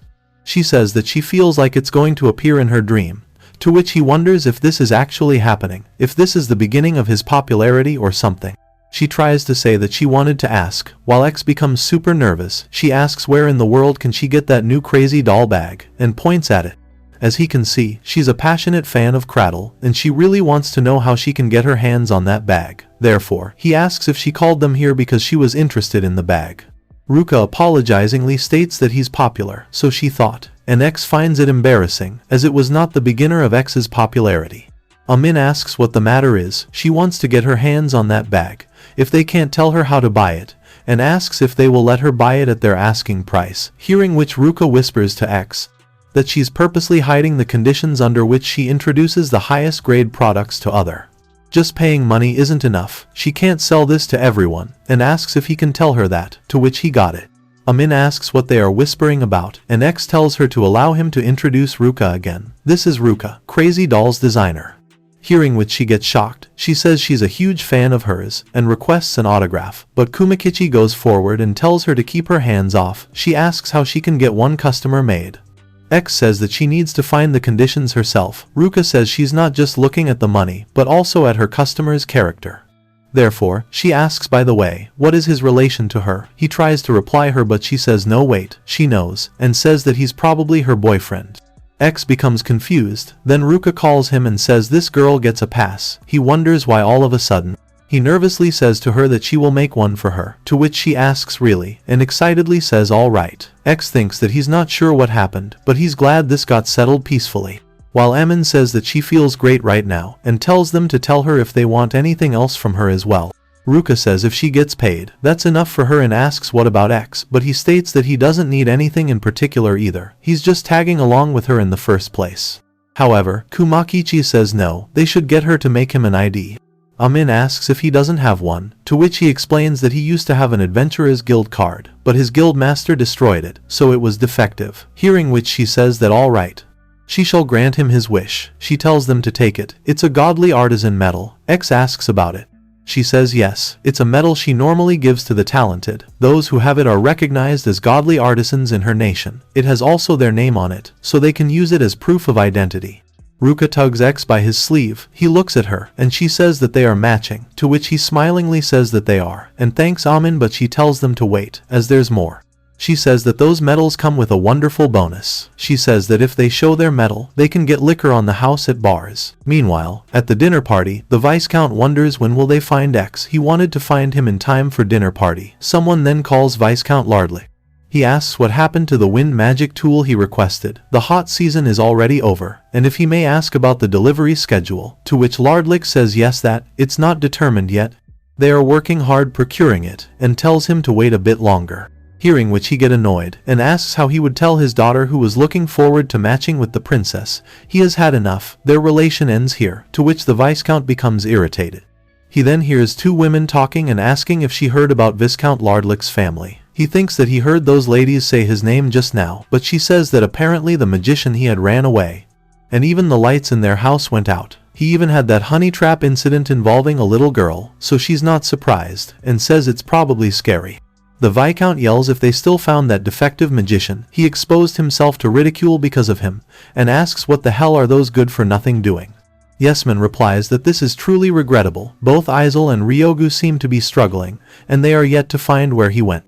However, he screams and asks Yesman if he doesn't get it. If they don't get that defective magician to make magic tools, even their house might get demolished at this rate, to which Yesman asks if he's okay, and tells the servant to call a doctor. Yesman worriedly wonders where X is. If it could be that he realized he's being chased and has gone into hiding, that X who seems to have no sense of urgency. He thinks that there's no way. He knows a world search will work. Afterwards, at the Hermitage of Mages, a girl says she's Kukul. Her theme is searching. She shall answer anything, so he can count on her, to which Yesman says how dependable. In that case, he requests her to tell her this boy's whereabouts right away. She says let's see, but noticing something she gets shocked. She nervously asks Mr. X. Yesman asks if she knows him and what she means by Mr. She replies that she dare say she just knows him one-sidedly, and calls out World Search. To which she mentions that Mr. X's current location is Sheeptown and he is with the puppeteer Ruka. He shockingly wonders about Sheeptown. He thinks that the search eyes at the gate have never been breached until now, as it is impossible. He didn't think X could slip through such strict security. But she says that since it seems like he doesn't know, she will tell him this for free. The great sorcerer X scoffs at searching. He says that he's sure the X he's looking can only use beginner magic, to which she says that's an advanced form of mimicry. She used to think so too. It seems like this is as far she can help him with. Outside, he thinks about her saying they are being fooled by cunning manipulation of information as he doesn't get it, but at least he got his whereabouts. If he tells Ryogu and Aizel, they will certainly catch him. Afterwards, over Sheeptown, Ryogu frustratedly wonders if the security at the gate's been breached, and wonders if he really is at Sheeptown. He then notices a guy who is sneaking. Ryogu lands with his dragon, to which the guy gets afraid and asks what that was, to which he says that he found him. He's Ryogu from the territorial army and tell him to prepare himself. He then tries to say his name was, but he can't recall, and the guy tells him to get away. Ryogu then says it's probably Excellent, hearing which he wonders who that is. He asks if he's not here because he has a bounty, and who the hell Excellent is. Ryogu asks what, and says that he will seize him too, and the narrator narrates that Ryogu is strong but not smart. He confused X with the wanted man. Meanwhile, on Aizel's side, a little girl becomes amazed and tells her mom to look. The bunnies are sewing. People gathering there says that they are so cute, damn it, as they thought, no strings controlling them. Today he will expose the trick for sure. The leader bunny wonders how this happened. They're not doing this for show, to which Urakel says they can't do anything about it, them starting to sew on their own while they're waiting for ambush here. Just then, Ren calls Urakel boss, tells him to look at how much money he got, seeing which he says nice job, and Ren laughingly says people just put money on their own after seeing the rabbits. Hearing which the bunny angrily stares at them. There's no progress on the search for X, so he guesses they will get moving. Therefore, Urakel calls Ren and announces calling everyone that they're looking for a boy named X and a girl with a teddy bear. To whoever brings them to them, they will give the person this plushie that's not for sale. People starts to say they want it. Might as well look while they are here. However, the bunny thinks she thought they would find them right away if they came to Sheeptown, but so far they haven't. On the other hand, X gets nervous as he says that it should be nice if the both of them could move away from him, to which Amin laughingly tells him to not be embarrassed, as he's the one who crammed up against her first, but he says that he was just shifting because Ruka kept coming towards him. Amin says well no matter, this tent castle feels comfortable, so she feels good, to which he says that it's thanks to her. This was just an open area until she brought the sofa and stuff from the airship. He's glad they even got performers, so that they can listen to them play again. She states that speaking of which, the next performers are taking a while, so she calls out the next team and says that it's their turn. They enters and lines up, but they seems to be scared. X thinks that they kind of seem afraid, while Urakel thinks so he is X. Looks like it was right of him to come here based on a tip from an orchestra player, while Ren wonders who that is, but he feels like he has seen him before. Kumakichi screams that he's the guy from the honey trap incident. X realizes right, from back then, and wonders if that means he will again. To which he says that he's Urakel, the one in charge of the ghetto behind the scenes. Old man Aizel ordered him to bring back X to him, and tells X to be a good boy and come with him. If he refuses, Rai and Nitora might get hurt. X wonders what he should do. Even if he beats them here, someone else on their side might find out and do something to them. He thinks that he can't let that happen. Therefore, he says very well, he will come with him. He requests not to lay a finger on Big Sis Rai, Nitora or anyone other than him, to which Urakel smilingly agrees and promises that he won't, while Ruka calls out X pulling his sleeve. But X puts her hand away and smilingly moves forward. Suddenly, Amin tells them to wait a moment. She asks why they are taking Mr. X with them, to which Urakel says money. He can get a gold coin if he takes X with him. She says then she shall hire him, and he tries to say as if he will change his employer so easily. But she replies that there are 5 gold coins inside that, and asks how about it, to which Ren calls him, saying that the gold coins are all real. Hearing which Urakel happily says that well, she got him his apologies, he will gladly let her hire him. She says yes, she likes those who are quick to understand, and tells them to take those gold coins and get out of here, to which he says understood and thanks her while calling her majesty. He then says to X that he's leaving him in charge of Big Sis Rai. He goes away, and Amin laughingly says that settles it. Ruka shouts and calls X. She says that she's so glad he didn't take him. He says that he's sorry, as he worried her again, to which she says hostages are no fair. He then calls Miss Amin and thanks her for saving him. He will be sure to pay her back one day. She cheerfully tells them not to worry about it. She's just glad Mr. X and the great Miss Ruka are safe. He then tells Ruka not to cry anymore, but she requests him to stop sacrificing himself right away. He says but this time, there was no other way but to obey. Hearing which Ruka screams still. She wants him to put himself first, and when all else fails, she will help him next at any cost, and tells him not to leave her by herself. X thinks that's right. Even if he's okay with it, he might end up hurting Ruka, so he hugs her and thanks her for scolding him, and apologizes for making her worried. She gets shy and says X. He then takes out his pinky finger, and says that he promises he will take good care of himself. Ruka smilingly goes to make a pinky promise, but suddenly someone says that it would like her to promise it as well, that she won't abandon them ever again. It's the bunny. Ruka gets shocked as the bunny angrily stands in front of them. X thinks that it's mad at Ruka, and wonders if the rabbit could talk, while Amin calls X. She says that she doesn't know what happened, but asks if he wouldn't be confined if he was to just go back, and suggests him to come to her nation. They would greatly welcome him, however.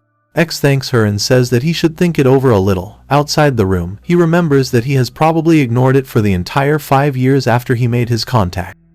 He asks if it's happy with its current life, calling it his illusion. A small kid comes out of darkness, stands on his hand and says no. X says he understands. Illusion is his dark side, which means he didn't know anything about himself. He thought he was satisfied with these days of fun and entertainment. He then asks if there is anything he wants him to do for him, like give him something, to which he says but. Seeing which X apologizes for making him do things he didn't like. He adds like feeding him that nasty thing, or apologizing even when he wasn't in the wrong, or working himself to death. He will make his wish come true for sure this time, to make up for how much he hurt him, so he tells him to tell him. Therefore, Illusion says he wants a slime pillow, hearing which X get confused, but he sighs and says alright. He then calls Ruka, to which she asks what is the matter and says he's in such rush. He replies that he's thinking of going home tomorrow, and she agrees, so he thanks her and says sorry as it's so sudden. Kumakachi asks what, and if they are going home already. She says that she had so much fun that she's a bit sad about leaving, but happily says that they should come again next year. X delightedly agrees, as they should, and Eamon says she understands, so they are going back tomorrow. It was fun spending time with them too and thanks them. X also thanks her for treating them so nicely as they had fun. Amon says then they will start preparing to leave the mansion tent as well. He says about this tent. He requests her to feel free to keep using it, if they are okay with it only lasting a year. He adds that she saved them but they couldn't give them anything in return, so it's a token of their gratitude. Hearing which she delightedly asks what he said, and if they can. She says still, even if it's out of gratitude, they can't accept something this good for free, so she want them to take 5 gold coins each, to which he gets shocked. He nervously asks if that really is okay. To which she says of course. More importantly Mr. X. She asks what he is going to do about his pursuers. He replies that Viscount Lardlick is probably the one looking for him. Something similar has happened before, so he plans to go turn him down once more. She wonders about Viscount Lardlick. She asks if he's that pighead. She's worried, so he should let her tag along. Hearing which he shockingly asks what. She tells him to consider himself in good hands and relax.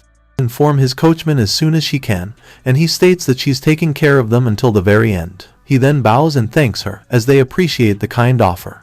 Then the bunny asks if they can ride the coach. The other rabbits are also here with her. Ruka shockingly asks if they are, and X says they will have to make sure to tell the coachman.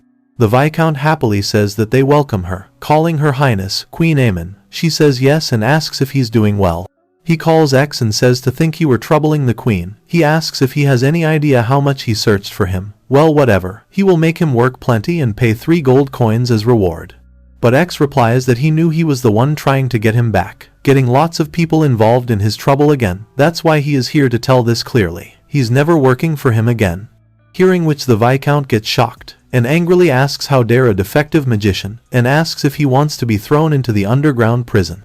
And if he is trying to shame him in front of the queen, to which Amin calls Viscount Lardlick. She says that Mr. X has been recognized as a godly artisan of their nation. She won't let the Viscount insult him, let alone hurt him, and asks if he understands. He tries to say something calling her, but Yesman calls her Your Highness, Queen Amin, and says that he has a request. To which she asks what it is butler, while telling him not to anger her further. He says yes, as an apology, they shall open their wine cellar for her, and offer her the legend fairy which has been aged for 50 years. Lardlick shockingly calls Yesman and asks what he is doing.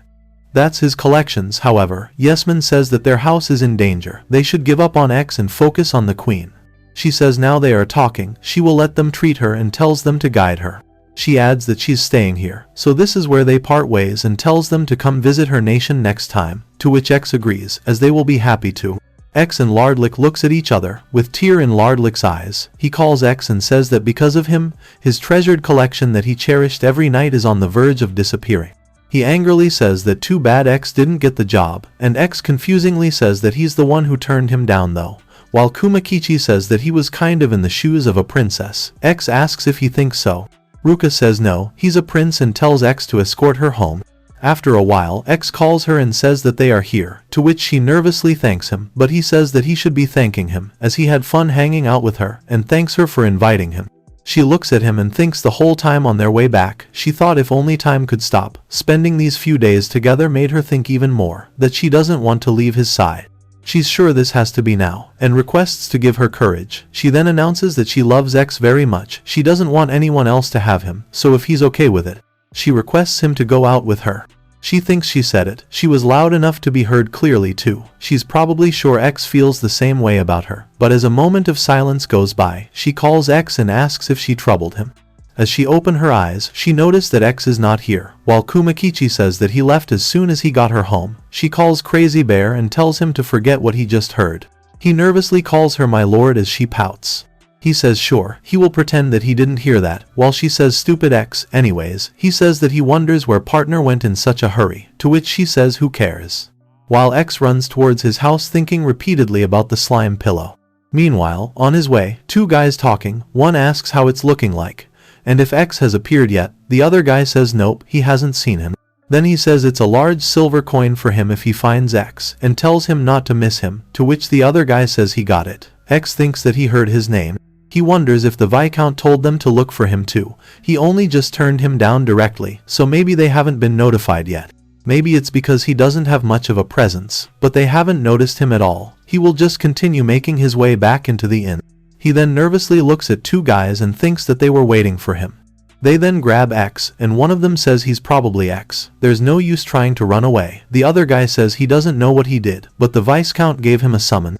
X screams that he just met him, and they are done with this matter, but the guy says right now they don't know if that's true or not, so he gonna have to behave and follow them. Rai sees them, she calls Master, and welcomes him home, to which X nervously says that he's back, while he sniffles and thinks that his room, and his slime pillow are right there too. Rai says that she overheard a little, but she can't imagine that Master did something bad enough to be taken away for. The guy says still, they haven't been told the details either, therefore. X tries to say something, but the guy asks what he said. X cryingly shouts that he doesn't want to work anymore, he's looking for a job request, and he just turned him down. Hearing which he asks, and not because X committed a crime or something, to which he disagrees, so one of the guys says what they should do, and the other says he looked harmless enough. X asks if he can head inside now, while thinking that they understood him, but they apologize, and says that there's a chance he's lying. They have no choice but to follow them to prove his innocence. They are working here too. So they grab X, to which he screams no, he's not working, so he's not going, and the guy says that he will look more suspicious if he refuses. Suddenly X metal slips from his pocket and drops. The other guy says that he dropped something, and shockingly asks if this is a godly artisan metal. Therefore he calls X young man, and asks what in the world this is. X replies that he got that from Queen Amin, and requests him to give it back. The other guy says the name X is clearly engraved on it, it's real. They shiver and ask which means he is a godly artisan of the kingdom of dwarves, and they deeply apologize. The guy holding the medal says that must mean everything he said is true, and if the Viscount was after your skills and is making selfish order, it all makes sense. X nervously says right, and takes his medal. He thinks that he didn't know this medal was that amazing, and thanks Miss Amin. He then asks if he can go in for real this time, to which they say of course, and apologize for the trouble. He then gets inside and happily thinks that he's back in his lovely room. He then sees Natora and asks if she's been okay. She calls him Big Bro, and says that she found a good route if he need to escape through the window, but X says that he thinks he's good now probably. More importantly, he walks towards his bed, grabs a slime pillow, squishes it and feels relieved. Then he falls asleep. Meanwhile, at the Viscount's residence, Lardlick screamingly calls his queen and says that's just too expensive.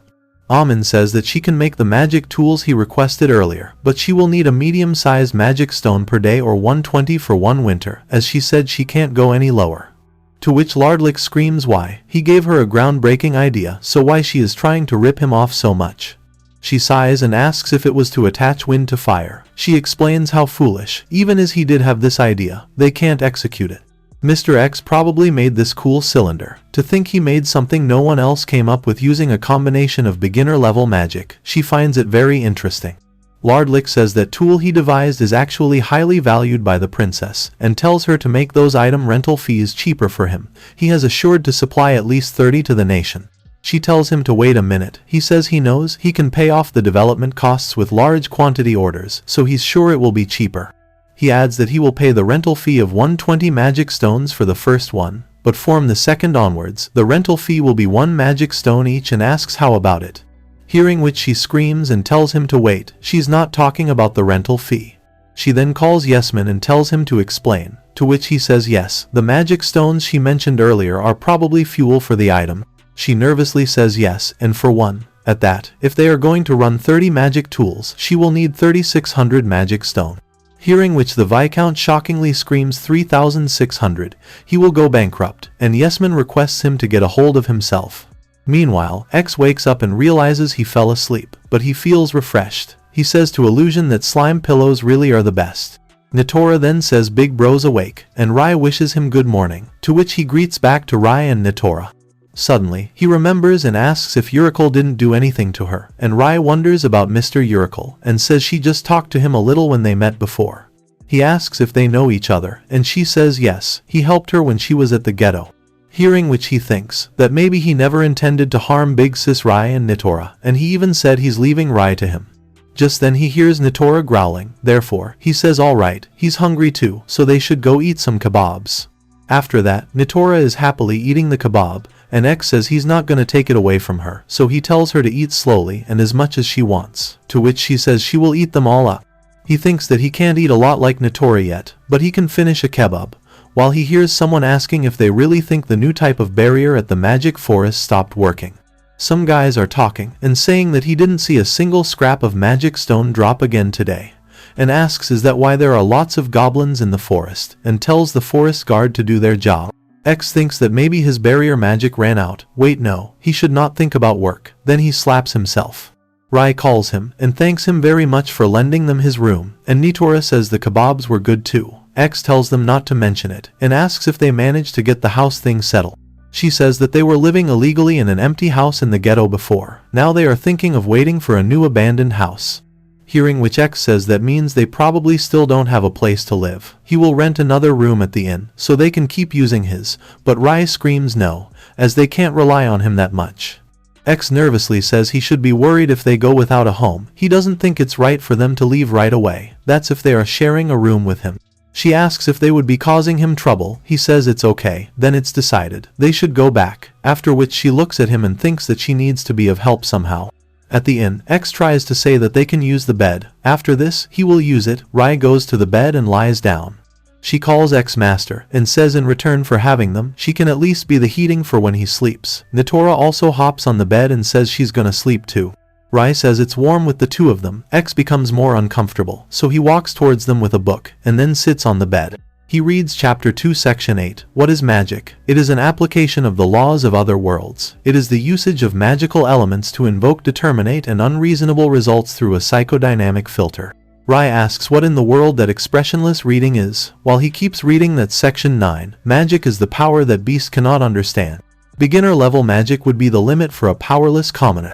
Section 12. The magicians uncover the origins of the world. They must not make a deal with the residents of the worlds as they can't understand them, to which Rai and Nitora doze off. After which he thinks this sure makes them sleepy. Master used to pull this on him a lot too. He tells the innkeeper to pardon him. He calls X and asks if he needs something. X says actually he would like to rent another room. He says unfortunately the inn is full, only the attic is vacant, and X says that will do and thanks him. He then goes up to the attic. He says that this room takes him back. He used to stay here since it was cheaper than the other rooms. He calls out the house clean and then takes out his jacket. He lays on the bed and thinks that book from earlier was missing some important things that he hopes Big Sis Rai and Nitora don't remember, like beasts can't use magic. But they have unusually good physical abilities, or nobles with type 2 magical qualities are more prone to getting sick than commoners, or only type 3, the gifted can make a deal with illusion. An elderly human noble wrote it with jealousy and prejudice. Even authoritative books on magic are like this when they strip them of difficult words.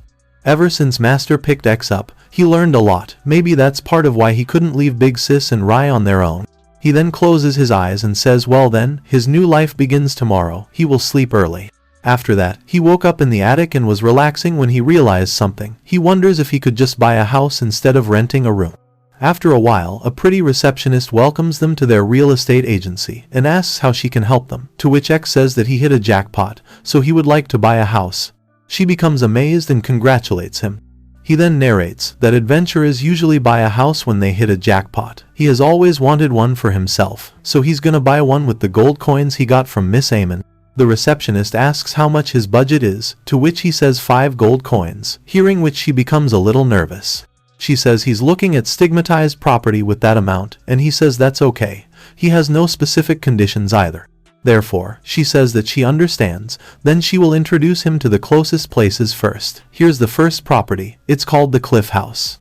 He says it looks like a very nice house, but wonders about Cliff. She requests them to have a look inside. As they go inside, they get shocked. X asks what these rocks are.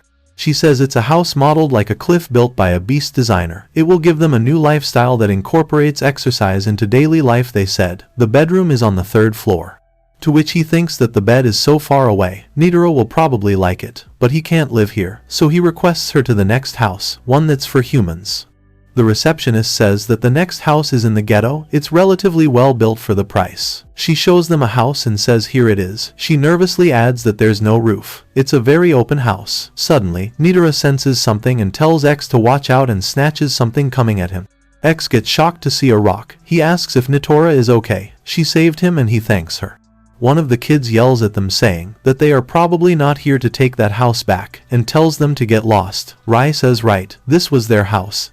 X realizes that this was the house that burned down. He thinks that they could live if they built a roof, but it looks like other kids are using this place now.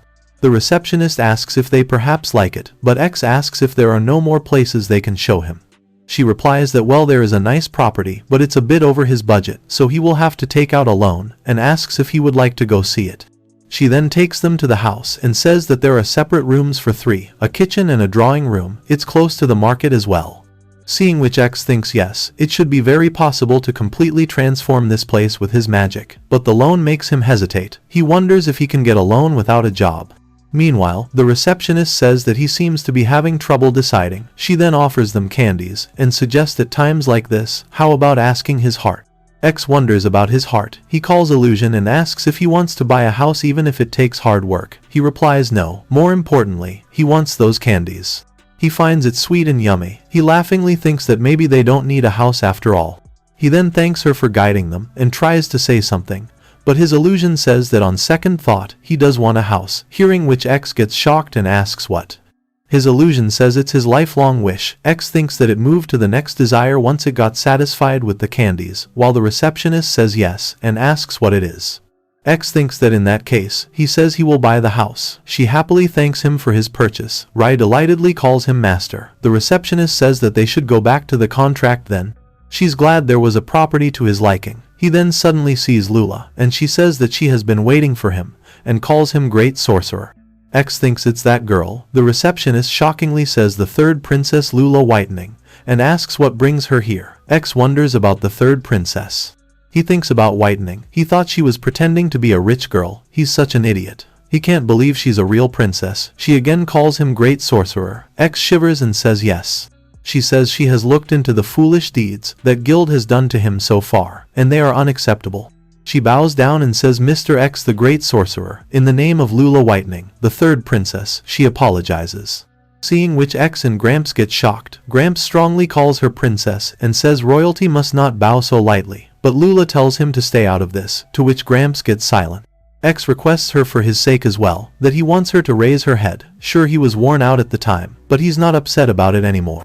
Still, he thanks her for understanding how he felt, hearing which she calls him great sorcerer. X then hesitantly asks if he should treat her as a princess or as a friend, hearing which she becomes a little shocked. Then she goes towards him and says as a friend, of course. She then calls Gramps. He requests X to allow him to tell him.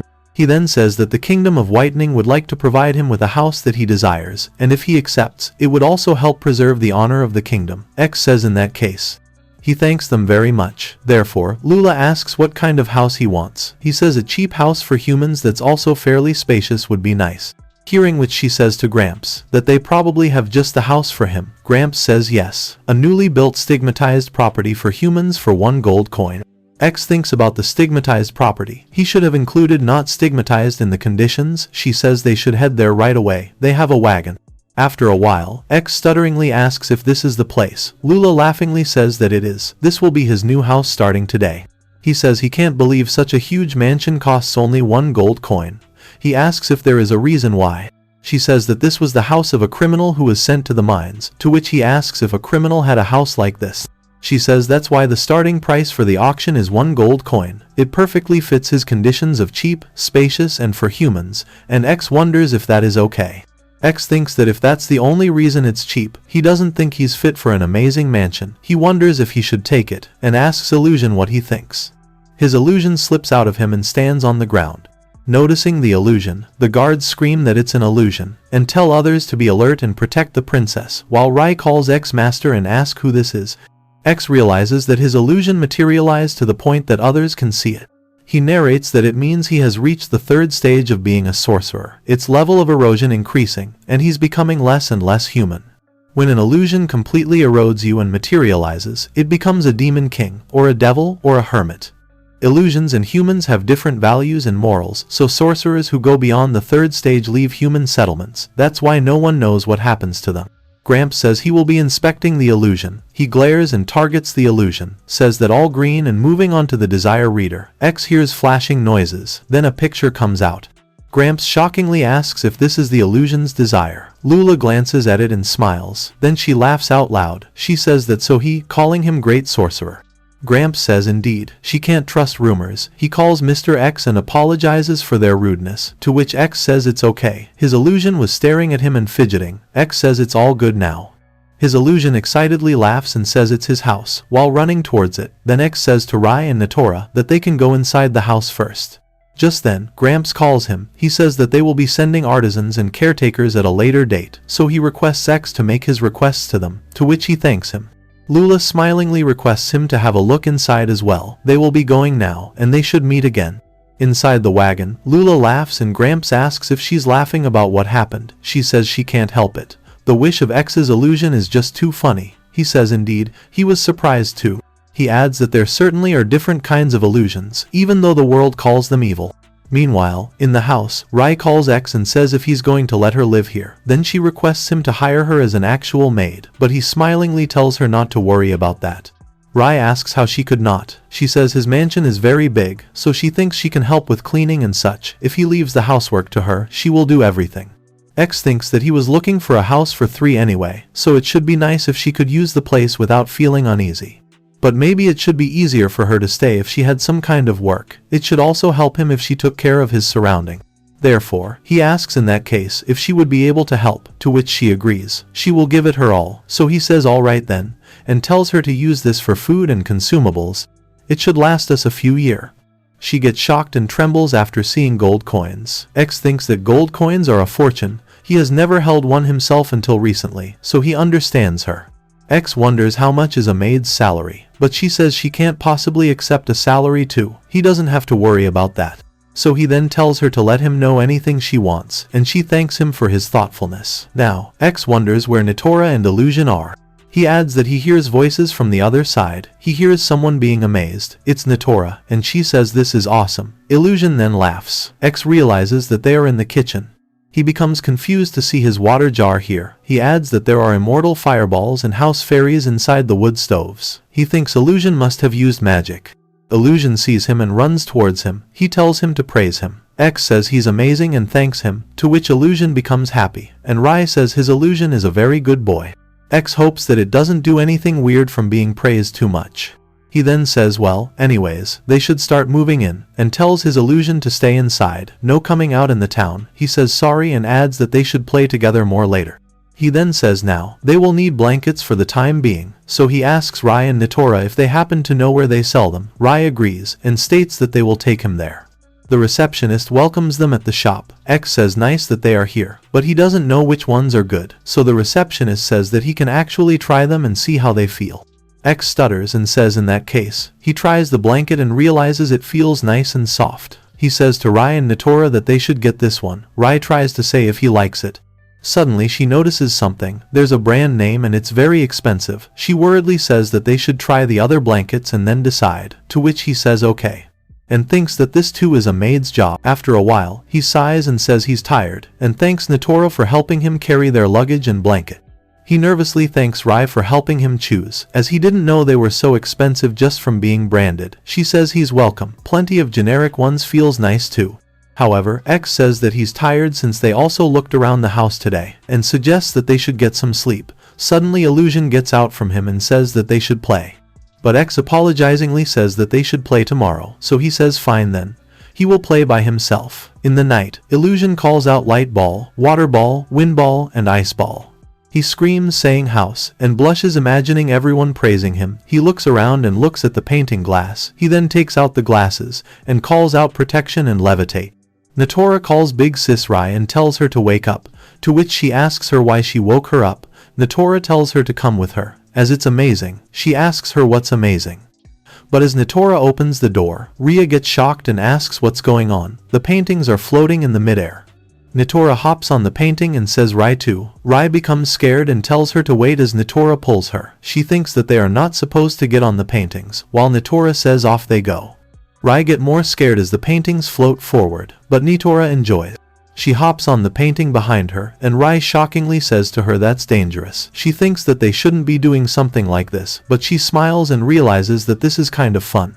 Natora says it stopped. Rai sees her master's illusion, and asks if he did this by any chance. His illusion nods. Rai praises him saying he's a good boy, and Natora also says he's awesome, to which he get happy. Natora then searches her pocket. She took out an apple and says she picked them breakfast, to which Rai says she's a good girl too and thanks her, to which she replies no problem. Rai then says that they should take this apple to master too, but holding a knife she says before that they should cut it so it's easy to eat, and they should get dressed once this is ready. X seems to be sleeping. Rai comes in and says good morning master. They brought him breakfast. Natora also wishes him morning. He wakes up and greet them back.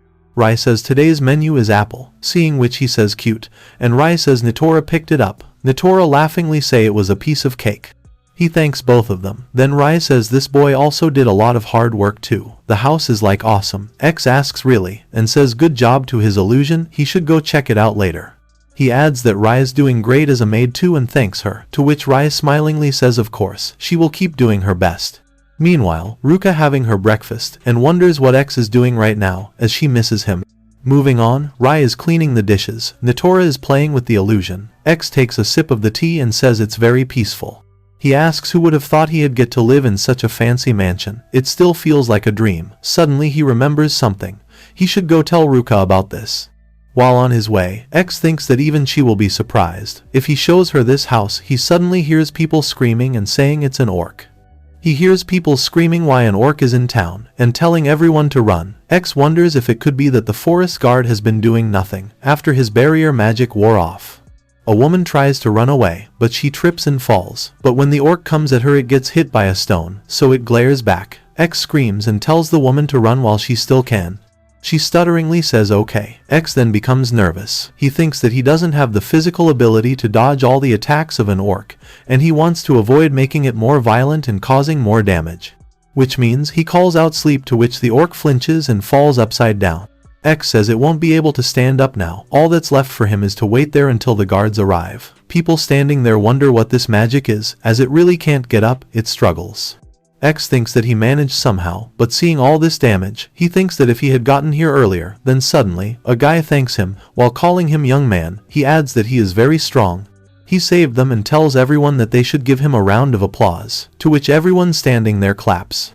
Another guy says that was very cool, and the woman cryingly thanks him very much for saving her from danger. People starts to throw money at him. The guy requests him to accept their token of gratitude. But X hesitates. He then remembers and requests him to give it to the owners of the shops that were destroyed, and says goodbye, to which the guy says he's an amazing young man. Afterwards, at Ruka's house, X rings the doorbell and thinks it really does make him happy to be thanked. His illusion stays on top of his head. He realizes and says he's out.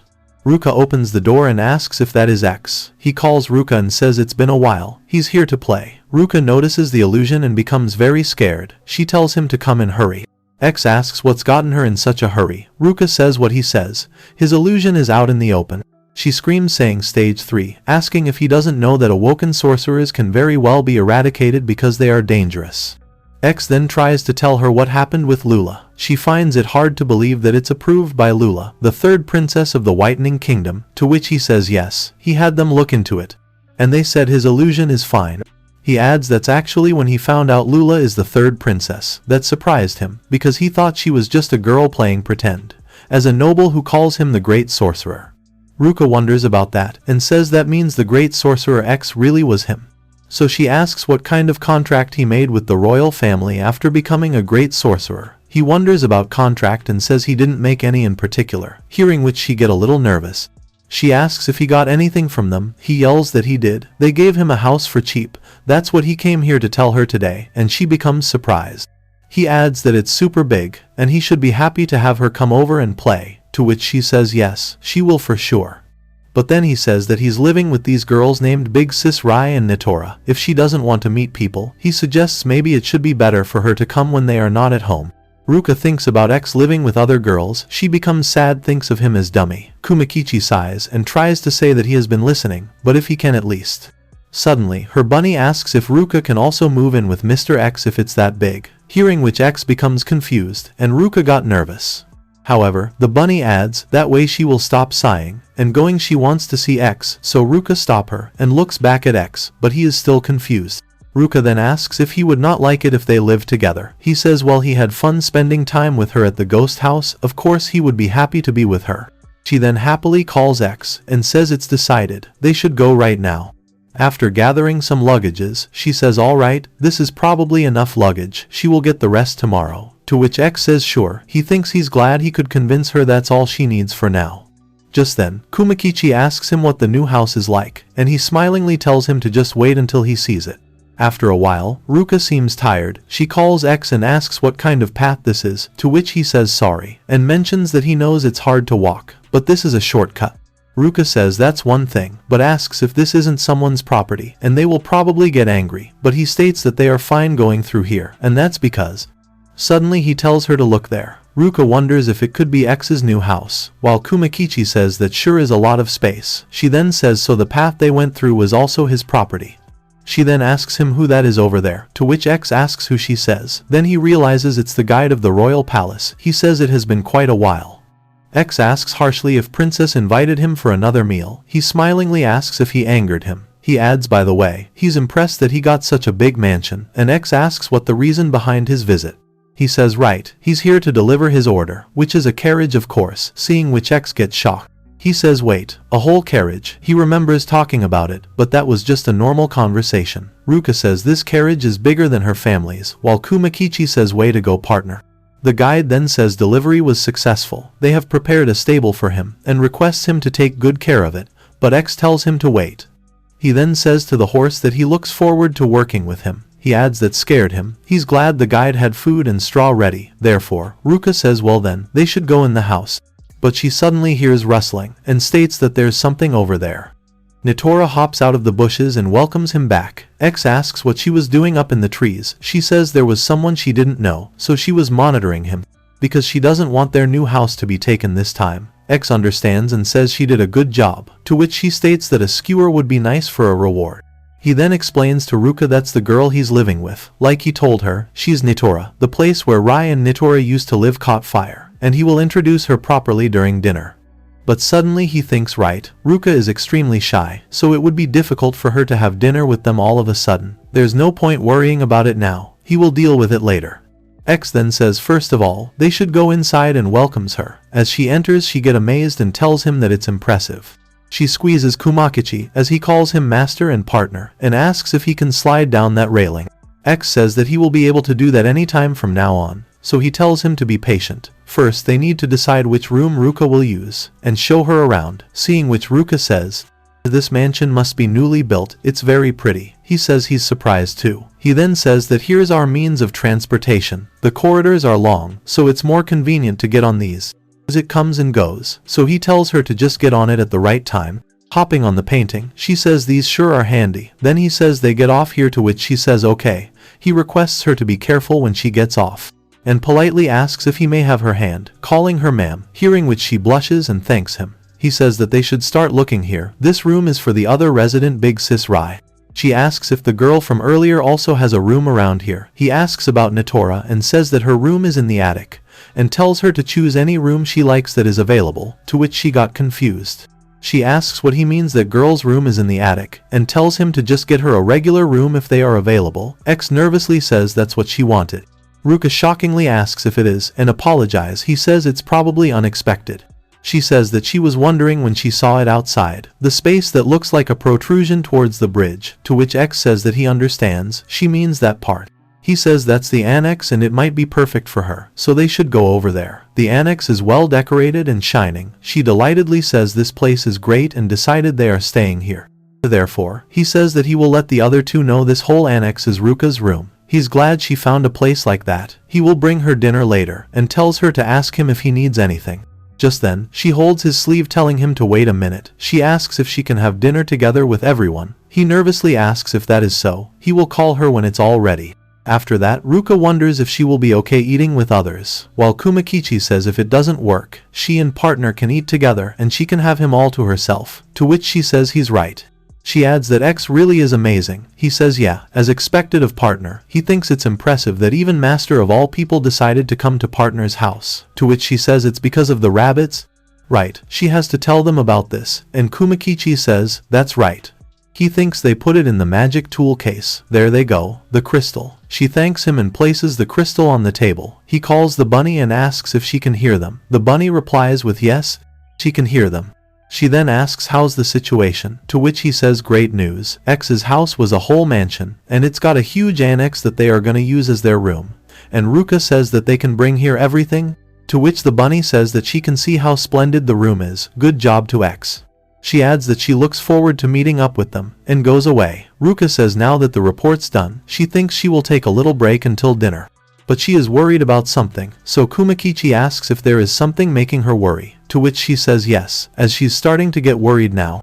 She asks what if she's being a bother to X by moving in. She means X gets to live in this huge mansion because Princess recognized him as a great sorcerer. She wonders if it's fine for her to stay here.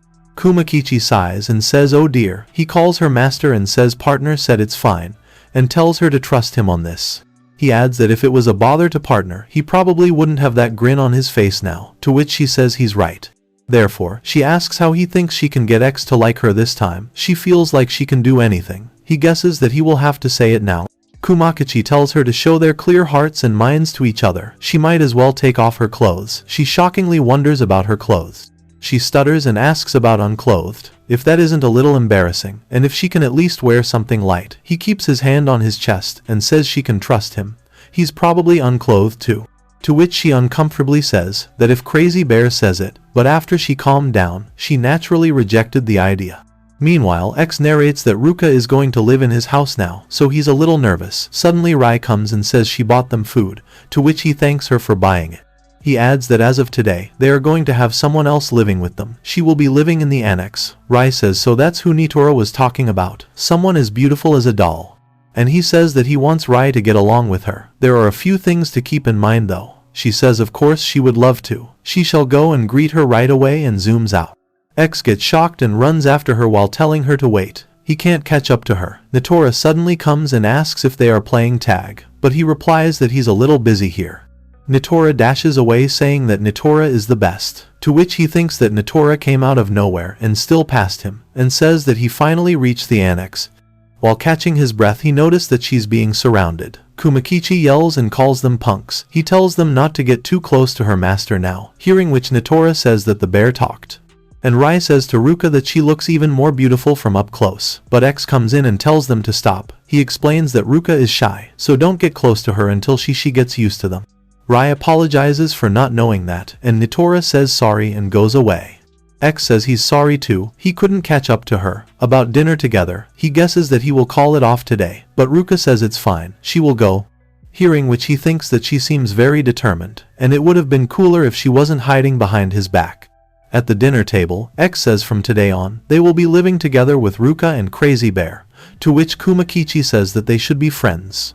Rai says that she hopes they get along, while Nitora says the meat is tasty, after which X glances at Ruka thinking that she isn't talking or moving at all. He thinks that Nitora ate all the food up in an instant and went away. He guesses today was probably a failure, but Rai says excuse her, she believes Ruka has not yet touched the food. So she asks if she could perhaps be feeling unwell, and calls her mistress. X and Ruka becomes shocked to hear that. He nervously says that like he said, she's shy, so maybe she's still nervous. Rai says she understands, she will be taking her leave now, and requests her to take her time with the food.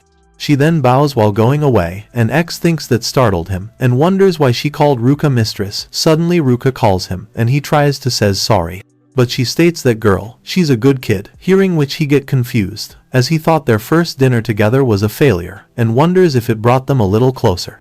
At night X says baths are the best, maybe especially on a day like today, when so much has happened. He will go back to his room now, time to sleep in the new comfy bed that was just delivered here, as it's nice to have his own room and not live in his personal space. But Ruka's bunny is laying on his bed. She calls X and asks what took so long. He looks at her and asks what she is doing, to which she says she thought they could have an unclothed heart-to-heart, but he picks her up and she tells him not to throw her out of his room. He asks what she wanted to talk about, to which she replies that she just wanted to thank him again for making them be able to talk so long ago. As she is queen, a resident of the land of hollows, in reality, neither she nor Bear could be here since they have no human contract.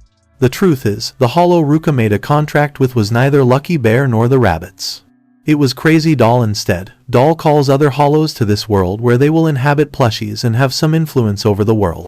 Ruka tells the Crazy Bear to get up. Her hollow hides behind her. Crazy Doll is also known as the legendary shut-in. The bunny says that with Crazy Doll's plushies they could only move a little, but thanks to X's magic, the connection between them and the hollow realm got stronger and triggered a drastic change. Changes like them being able to speak. But he mentions that he also cast on the other ones, to which she says that they are just faster than them. Sooner or later they will also be able to speak. Because of him, their daily lives have become more enjoyable. Or rather because of them too, she sincerely thanks them. Hearing which X's illusion becomes shy and laughs. She thinks that he was regarded as a failure by everyone in the hollow realm, but she supposes that wasn't true. X's illusion becomes energized and says he wanna use powers more power for everyone. X thinks this is the first time he has seen his illusion this happy, so he stands up and says alright. He calls Queen and asks if she can get others here for him. She says that she doesn't have to go that far. Ruka might get mad at him, but X says it's fine. He promised he would take it easier on himself. If the hollow wants to do it, then so does he. Queen sighs and says alright then. He then tells everyone to assemble. He keeps using magic on every bunny Ruka has, and drinks mana potion if he runs out of mana. He then lays down catching his breath. He says casting support 1 on everyone. Mission complete. Queen says well done. She then thanks to X and his illusion, as the Ruka workshop can get back to business starting tomorrow, and asks if everyone got that, to which they nods. She then calls X and says she would like to thank him in some way, so if there's anything she can do to help. However, X says that he just did this because he wanted to, and asks his hollow if he's right, and his hollow says yes. Suddenly X remembers and says there is one thing. She could help Ruka to get close to Rai and Nitora. But she apologizes, that is the one thing she cannot do. If he thinks of something else, she will hear him out, so they have to leave now, and tell him that he should get some rest, and wish him good night. After which X narrates, Ruka's sacrifice is suffering from anthropophobia. If she were to overcome it, her contract with her hollow would expire and it would be gone. So then it's no wonder she can't do anything. But he's Ruka's friend though. There has to be another way to solve this. He then wobbles and says he's too tired right now to even think about it, so he's just gonna sleep.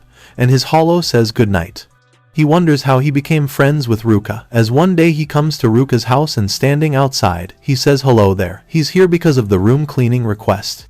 The door opens and he guesses that means he can come in, so he says that he's coming in. He becomes shocked and asks the plushy bear if he's the one who opened the door. The bear starts walking. He thinks that's amazing. The bear is moving on his own. He stares back at X, making him nervous. He wonders if it is showing him the way and then decides to follow. He hears something from the distance and sees a girl getting inside the room, so he becomes curious. However, the bear points at a room and X asks if this is the room. Seeing the room, he says it really is a mess and states that he will start doing the job now, and thanks the bear for guiding him here. After some days, the receptionist at the Adventurers Guild says to him that there's a personal quest for him. It's from the same client who requested the room cleaning. At her house, X is doing the work. He then sees the bear with a cup of tea and asks if that is for him, and thanks the bear by patting him. He then comes here to work another day. Seeing the bear, he asks if he's helping him out, and thanks him. X keeps getting quests and every time the bear helps him, and plays with him. They eventually get close, and suddenly X sees a girl hiding behind a wall. He nervously says hello, nice to meet her. One day, after cleaning the house, he says he has gotten pretty used to all the requests to clean up this house. He glances and thinks still though this little one, he met it a while ago, but wonders if it seems more alive now. He wonders if it could move like that before.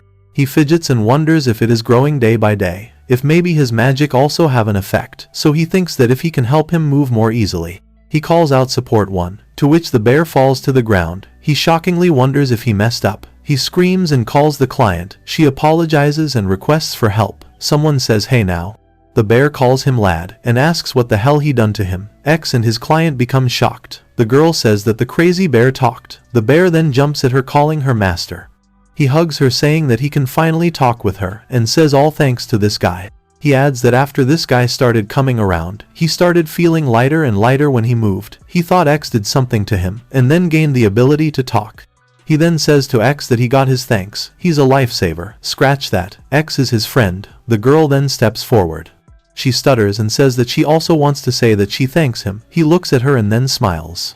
X then opens his eyes and thinks that it was a very nostalgic dream. When Lucky Bear finally started speaking, the way he got along with Ruka, he wonders if it could be the sacrifice Ruka made in her contract with Yahello was having anthropophobia. Considering how Ruka and he met, there must be some way to deal with her phobia. He wants to be of help now and wants himself to make a plan. He frustratedly thinks that he can't think of anything. Suddenly Ruka calls him. She thanks him for casting support on the bunnies yesterday, and Kumakichi says that he's a gentleman. However, she says that she's very thankful, but tells him to remember what she said about not pushing himself, to which X's illusion hides behind him, and X says of course. He remembers and he wasn't pushing himself. Ruka stares at him and he becomes nervous, so he leaves saying right, he's going for a walk for a change. Kumakichi sighs and says partner's running away. She should have left it at thanks. Outside, X catches his breath and thinks that maybe he did push himself a lot for their sake. He will buy some of Ruka's favorite food and go home. But suddenly, someone grabs him saying he there and tells him to wait a second. The person says it's good to see him again, and X wonders who he is. He says that when that orc came to the city, X fought it off, and thanks him for that. His store got wrecked when that happened. He got some money in an envelope addressed to him. He fixed his store with it. After which he shakes X's hand saying that he can't thank him enough. X thinks that's good to know, while the person says that he will bring something for him. Just wait here for a bit. This time he will probably take it. He was thinking of gifting him something if they ever met again. X replies, in that case he will gladly take it. The person brings a cart. He says that here's how thankful he is to him, and requests him to accept this. X shockingly thinks that's quite a lot.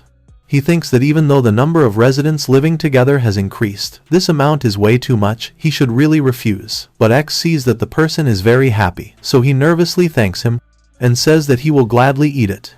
On his way, X thinks that Natora eats a lot of food, but he doesn't know if she likes vegetables. He thinks that the image of her eating meat and skewers is too strong. Suddenly someone sees him and says if it isn't X. The restaurant employee nervously asks what's with all the ingredients he got there. Seeing them, X asks if they are closed today, to which manager replies yes, they are, but they are buying plates. An employee adds that Wani-chan broke some plates, so she's carrying these back. The owner says that's a crazy amount though, and asks what he is doing with all that. He says he got this as thanks for killing the orc that came to town a while back. To which owner says that the rumors were true after all. X wonders about the rumors. However, he says that it sure is a lot. He will try to put them to good use though. He thinks that worst case scenario, he will just keep them frozen. And the owner says that if he would like, he can cook for him, hearing which X unbelievably asks if he would, to which he says no doubt, though chipping away at the pile every day isn't gonna cut it. So in a case like this, they can call over everyone and have a huge party, to which he shockingly thinks that he didn't know there was such a way. The employee says that the owner's right, Wani-chan will help them out of course, to which X cheers the owner. However, the owner asks about the location, and says he could lend him the restaurant, but X asks if it's okay with his house. He moved in recently and there's plenty of space. Hearing which owner says that's great news, and it shouldn't be an issue. Therefore, X says right, he will give this to him first. He's not sure if this is enough to cover the cost. Being shy, the owner says that he doesn't need the money, and he's the one who gave him the idea. The employee whispers to X asking that if he remembers that the owner also cooks. She thinks he really wants to do this. X becomes happy hearing that.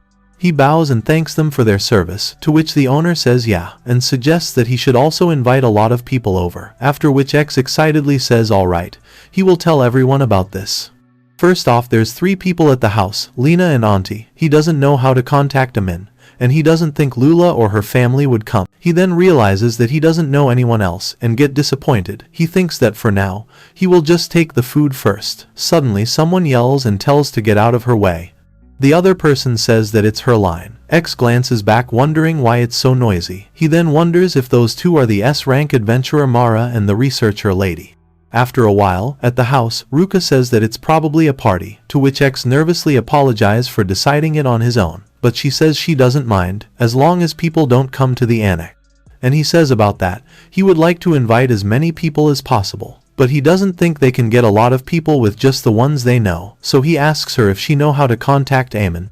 To which she states that she does, as she has sent her products, while usually she shouldn't contact a customer personally, but Amin is no regular customer, so it should be okay. Queen says that X's circle of friends is pretty small. Kumakichi says that that's a good thing for them, and X says that he invited Lena, Auntie and those two on the way home. He's sure they will come. And that's all the friends he can think of. He then wonders about friends and thinks that's right. He calls Queen and says that yesterday she told him she would do something as thanks for him, to which she replies she did, because she feels grateful. Therefore, X then asks if Queen and Lucky Bear can bring people to the party, hearing which they get shocked, and Kumakichi asks if he has to do too. Queen calls Ruka and requests her to introduce them to someone, but Ruka says that it goes without saying she can't, and X says Ruka can't help in this case, so maybe they can ask someone else. Well then, he's off to Lena's store, so he wishes them good luck, after which they wonder what do they do now. Queen sighs and wonders how could this happen, and Kumakichi says she probably owes partner, they are gonna have to do this.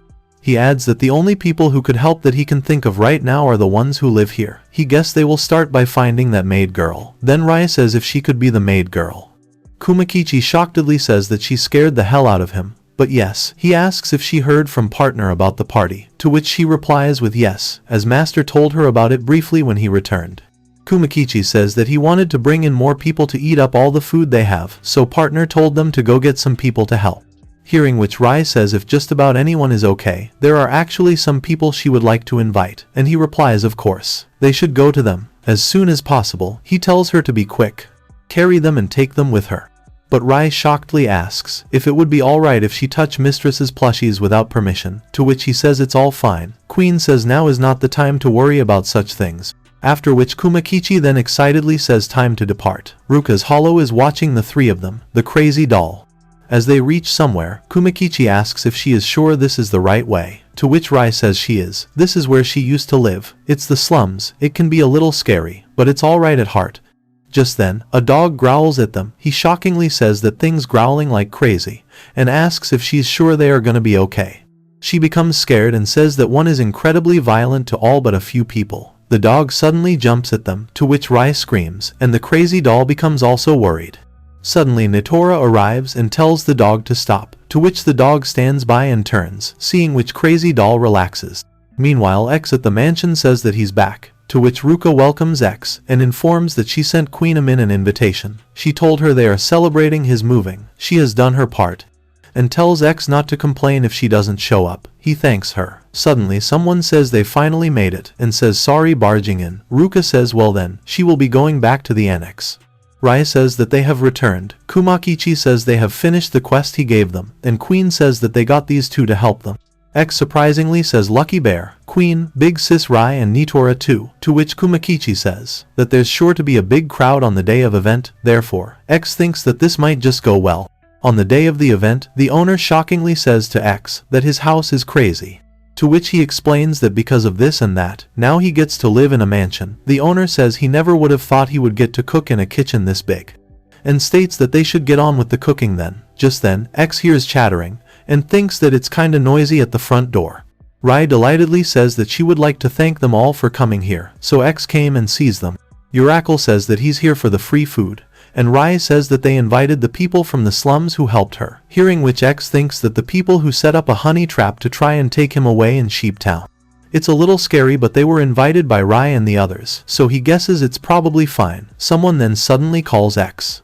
It's Amin and her servants. She screamingly says, Great Master Ruka, Master X, they are here. Then Auntie with Lena says that they came over, and thanks him for inviting them. After which Mara says that she came here because she was invited, and the research lady says while they are here, she asks if he can cast support one on them. However, the restaurant owner announces that it's time to bring in the food. The plates are piling up, so he tells them to ready their bellies, while the employer says that she wants to be on the eating side too. Hearing which X happily screams alright, they should get this party started, as everyone is enjoying at the party. X thinks that it's all going well, everyone who came over seems to be enjoying themselves, therefore, he says alright. The next is, meanwhile Ruka is at the annex, eating by herself. Just then, X knocks the door, calls Ruka saying that he have some extra food for her. After they enter, Rai calls Ruka mistress, and tells her to pardon her intrusion.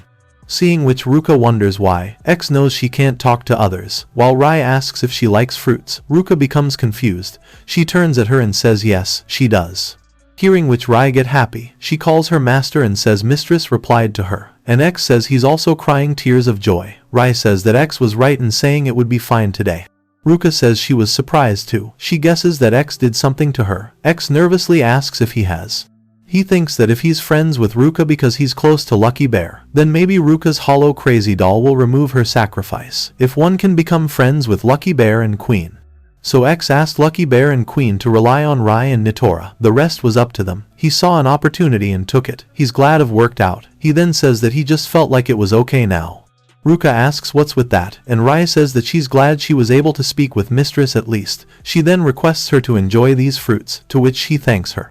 She then pours a liquid on the fruits, therefore, Rai asks what that is. She replies that it's a potion, as it's delicious this way. Nitora hears it and goes away. She brings meat and requests Ruka to put some on her plate too.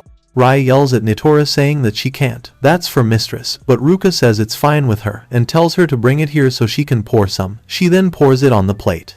Then she asks Rai if she also wants to have a taste, hearing which Rai excitedly calls her mistress. X thinks that a lot has happened since he became an adventurer. He supposed that he wasn't cut to be an adventurer, and thank you for all you have done for me. Those words of his started his unemployed life. He became a great sorcerer. He now lives in a big house, and he learned to take better care of himself. This chill happiness that came over his life, he wants to enjoy it more, so he's still not working at all.